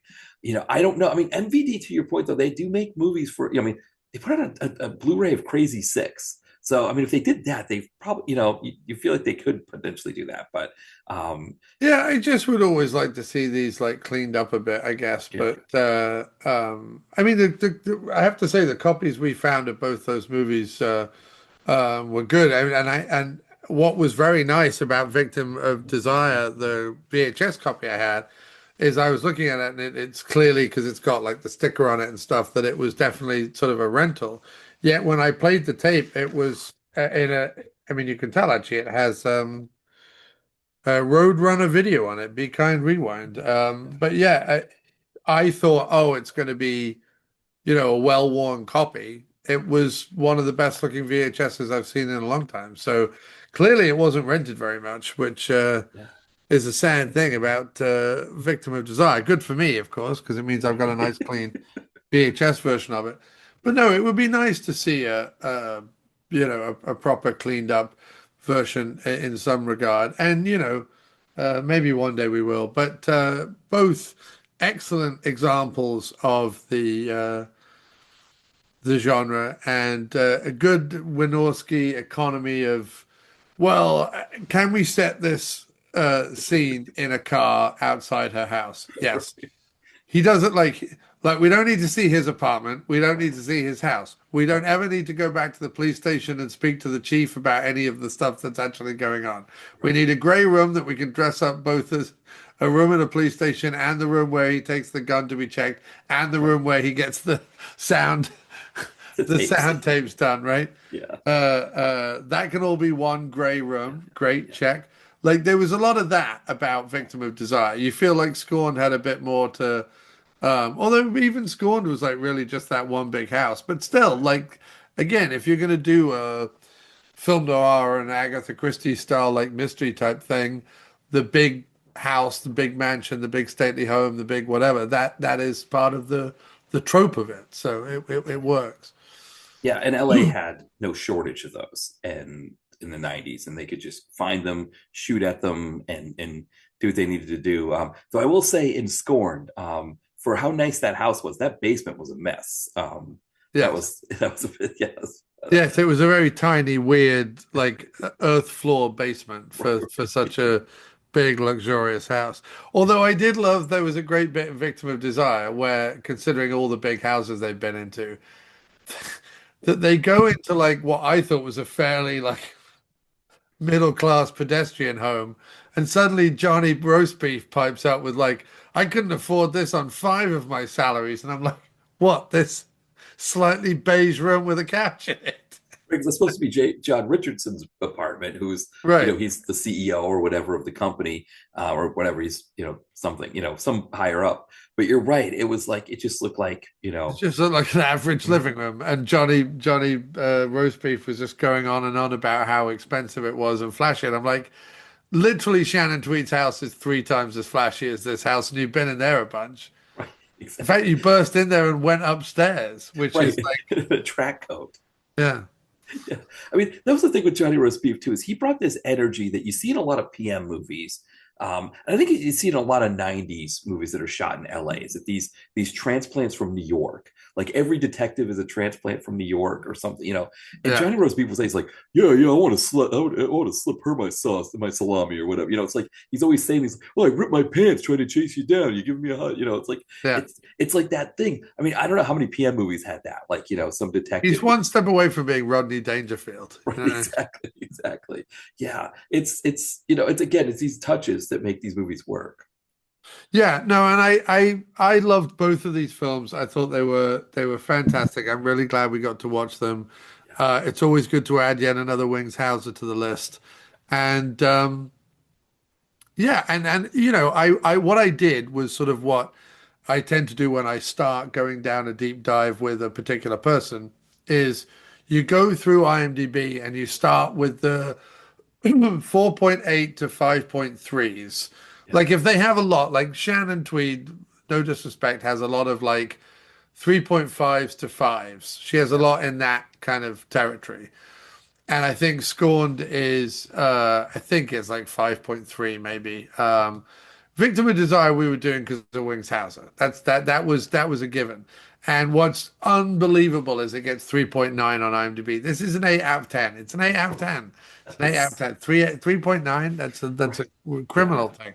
But even that, like you go through IMDb, you go, okay, anything from like 3.8 to 5.3, 5.5, something like that. And Scorned and Victim of Desire both fell in that perfect sweet spot. And I'm always proved right whenever I start like deep dives on certain people and certain things. I'm always proved right that there's always gems right there to be discovered. And in this case, in Tweed's repertoire, these were right on the surface, gems right away. yeah, yeah. No, I agree. I think, and I guess maybe with Severance, part of the thing with Severance was because we were doing C. Thomas Howell in addition, so it was like a Yes. combination, and so those movies, I mean, the other thing too, like for example, Oh, with like, Severance will be back on the show. We'll be yeah, we'll we'll do be some we'll more. be Yeah, talking Severance at some point. yeah, but I think like Dangerous Indiscretion, one that didn't work, and it's like part of the reason why that doesn't work is that you've got Malcolm McDowell who just couldn't care less, Right. and is just, he sees the whole thing as crap, and he's just gonna, you know in every line he's letting you know he thinks the movie's crap, Yeah. and that's the thing. Like neither of these movies had anything like that going on, but also, I mean, the scripts for these two movies were also more consistent than something like a, Yeah, I mean, I almost feel like, and I don't know, but I almost feel like if Andrew Stevens is going out into the world trying to find scripts, that he's finding, you know, sort of pulp novella kind of film noir type detective script, and he's like adding boobs. You know what I yeah, mean? Like I feel like he's just like, well, we'll put a sex scene in here, sex scene in here, and sex scene in here. But if those sex scenes weren't in it, this would still work as like a either sort of a hard-boiled sort of film noir femme fatale movie in Scorned, and then like a comedic bumbling detective film in Victim of Desire. yeah. No, that's a great point. I mean, and you could with both of those movies remove the love scenes. I mean, the sex part would still have to be there for the Mark Singer's character, but Right. you could do it without the scenes. Yeah, it is amazing. Oh, Yeah, great saxophone score for Victim of Desire as well. Lots of yes, sax and lots of sleazy early 90s, late 80s sort of erotic thriller, a real proper erotic thriller score. But again, not the kind of, there's that second level that we've talked about before, that kind of Skinamax, that is more softcore than plot, right? yeah, There's more sex scenes than plot, and they often have the sort of cheap Casio keyboard scores. right, yes, This is like proper brass instruments and proper saxophone, and is sleazy as hell. The sound again, I would have like put out Victim of Desire on vinyl. I'd yeah. fucking play this soundtrack. It's great. Yeah, I mean that's another piece of it is like when because Scorn kind of goes all over. The music kind of goes in different places. Different woodwinds, but also you've got the orchestral kind of stuff.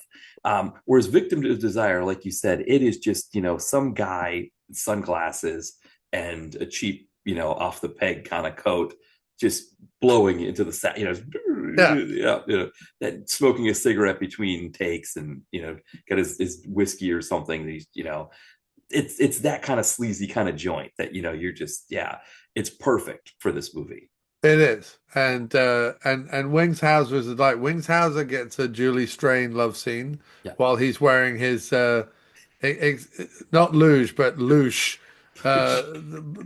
white and blue, slightly Asian designed robe that Yes. he's swanning about in. And Julie Strain obviously wearing devil red. Right. And Yes. they roll around on the floor for a bit, Yeah. which was fun. I also really liked there was a really cute bit that you feel like uh, Tweed and Wings Hauser kind of orchestrated themselves, and that's where the old "is that a gun in your pocket or you just happen to see me?" And she comes over, and the implication is that she's grabbed him down there, and she's like, "Is that a gun in your pocket?" And Wings is just like, "I'm really happy. I'm just Right. happy." Right. It's like I am. And it's like this like cute little moment. She laughs. Like there's Yeah. genuine like joy between the two of them. And it's so odd because obviously they've been like fucking other people and like treating Right. each other like crap or whatever it is. Yeah. And but there's Shannon Tweed and Wings Hauser in the last minutes of this movie make you believe that they're very much in love and that this was all their plan to begin with. Yeah. Well, because after he has sex with Julie Strain, he's still wearing that kimono or whatever it is when Yeah. he goes into bed with Tweed. Oh, right. Yeah. They have this like rampant love scene, and then the next thing you see is Wingshauser unappealingly draping himself Yes. over Tweed, He and almost falls on her. all I could think of is like the mixture of booze and sex. Like if he was a real man, if Duval was a real man, Yeah. the waft of just Old Spice at whiskey and like Julie Strain, just the waft of that coming off him, having Right. had like rampant sex with Julie Strain. I was just like, I felt so bad for Shannon Tweed. I know. Yeah, it was so perfect. But no, Victim of Desire or Implicated was another great one, and really nice to watch a Wynorski joint where I Yeah. wasn't annoyed because there is a certain point with Wynorski joints where you've kind of seen him give up, Yes. and he's just pumping out whatever trashy stuff he needs to pump out in order to make the next one, Yeah. which I don't begrudge him about. That sounds like I don't. That's a different type of Wynorski. But this to me feels more like the Wynorski that's at least walking in the same park as Bill Lustig and Larry Cohen and those guys. You know what I mean? Still Yeah. B tier, but top of the B tier.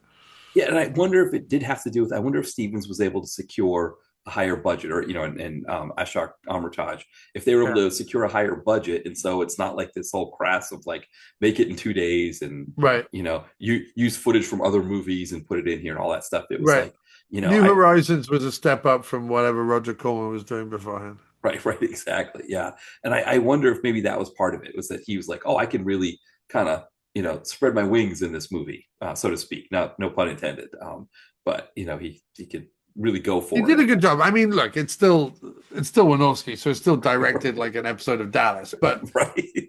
in terms of he's not even doing what Andrew Stevens did in the first movie Right. with any Yeah. kind of regularity. But oh, and we forgot to mention in Scorned. Oh my God, we forgot to mention the fucking gothic lightning Oh, storm right. Yes. that Right. happens in the last part of Yeah. that movie. Right. Yeah. So suddenly it comes like, yeah, another, yeah, like that kind of came out of nowhere. Yeah. Like you said, Stevens was going for all kinds of different things. He was, Yeah, he was throwing in some Frankenstein, throwing in yeah. some Evil Dead. Yeah, it was great. Yeah. There's obviously people outside thwacking tree limbs against the window, but I Right. love all that. Like I love all that melodrama. Yeah. Yeah. That's what I want I want some mystery, some melodrama, and some boobs. Yeah. And both these movies gave us that.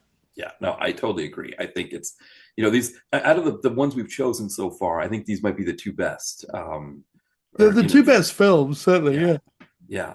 So yeah, so that's great. I mean, I guess as we're wrapping up, John, anything else Sorry, I on just these? yawned. No, that's okay. No worries, no worries. Yeah.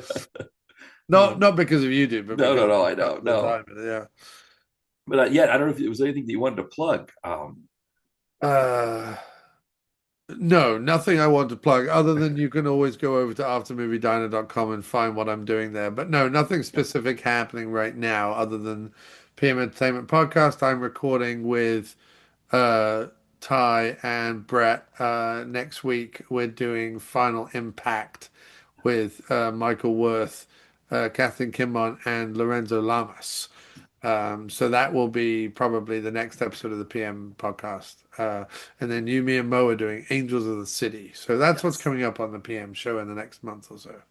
Yeah, people should definitely be subscribed to the PM podcast if they're not already, because tons of great episodes. I mean, granted, I've been on two of the more recent ones. We did the 3-man weave with Chris the Brain from Bulletproof, looking at Riot for the Christmas episode, and then what was Midnight Warrior. Midnight Warrior. Skip wanted to say Mayhem. That's a City Lights one, I think, right? It Mayhem. is. That's the early. That's the second. So Mayhem was the first one they made after the distributor for Hollywood in Trouble, which was the first sort of comedy they tried to make, said to them, we can see you can make a movie, but nobody wants your comedy.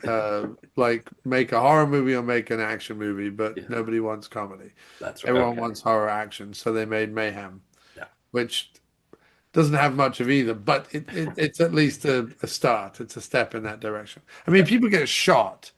That's really much about it. But then shortly after that, you've got Midnight Warrior and Shotgun and a whole bunch of others, and away we are. We're off to the races. Yeah, it's always good. Yeah, for sure. Well, thank you again, Jeff, for coming on. This was a ton of fun. Two great movies. Always a fun conversation.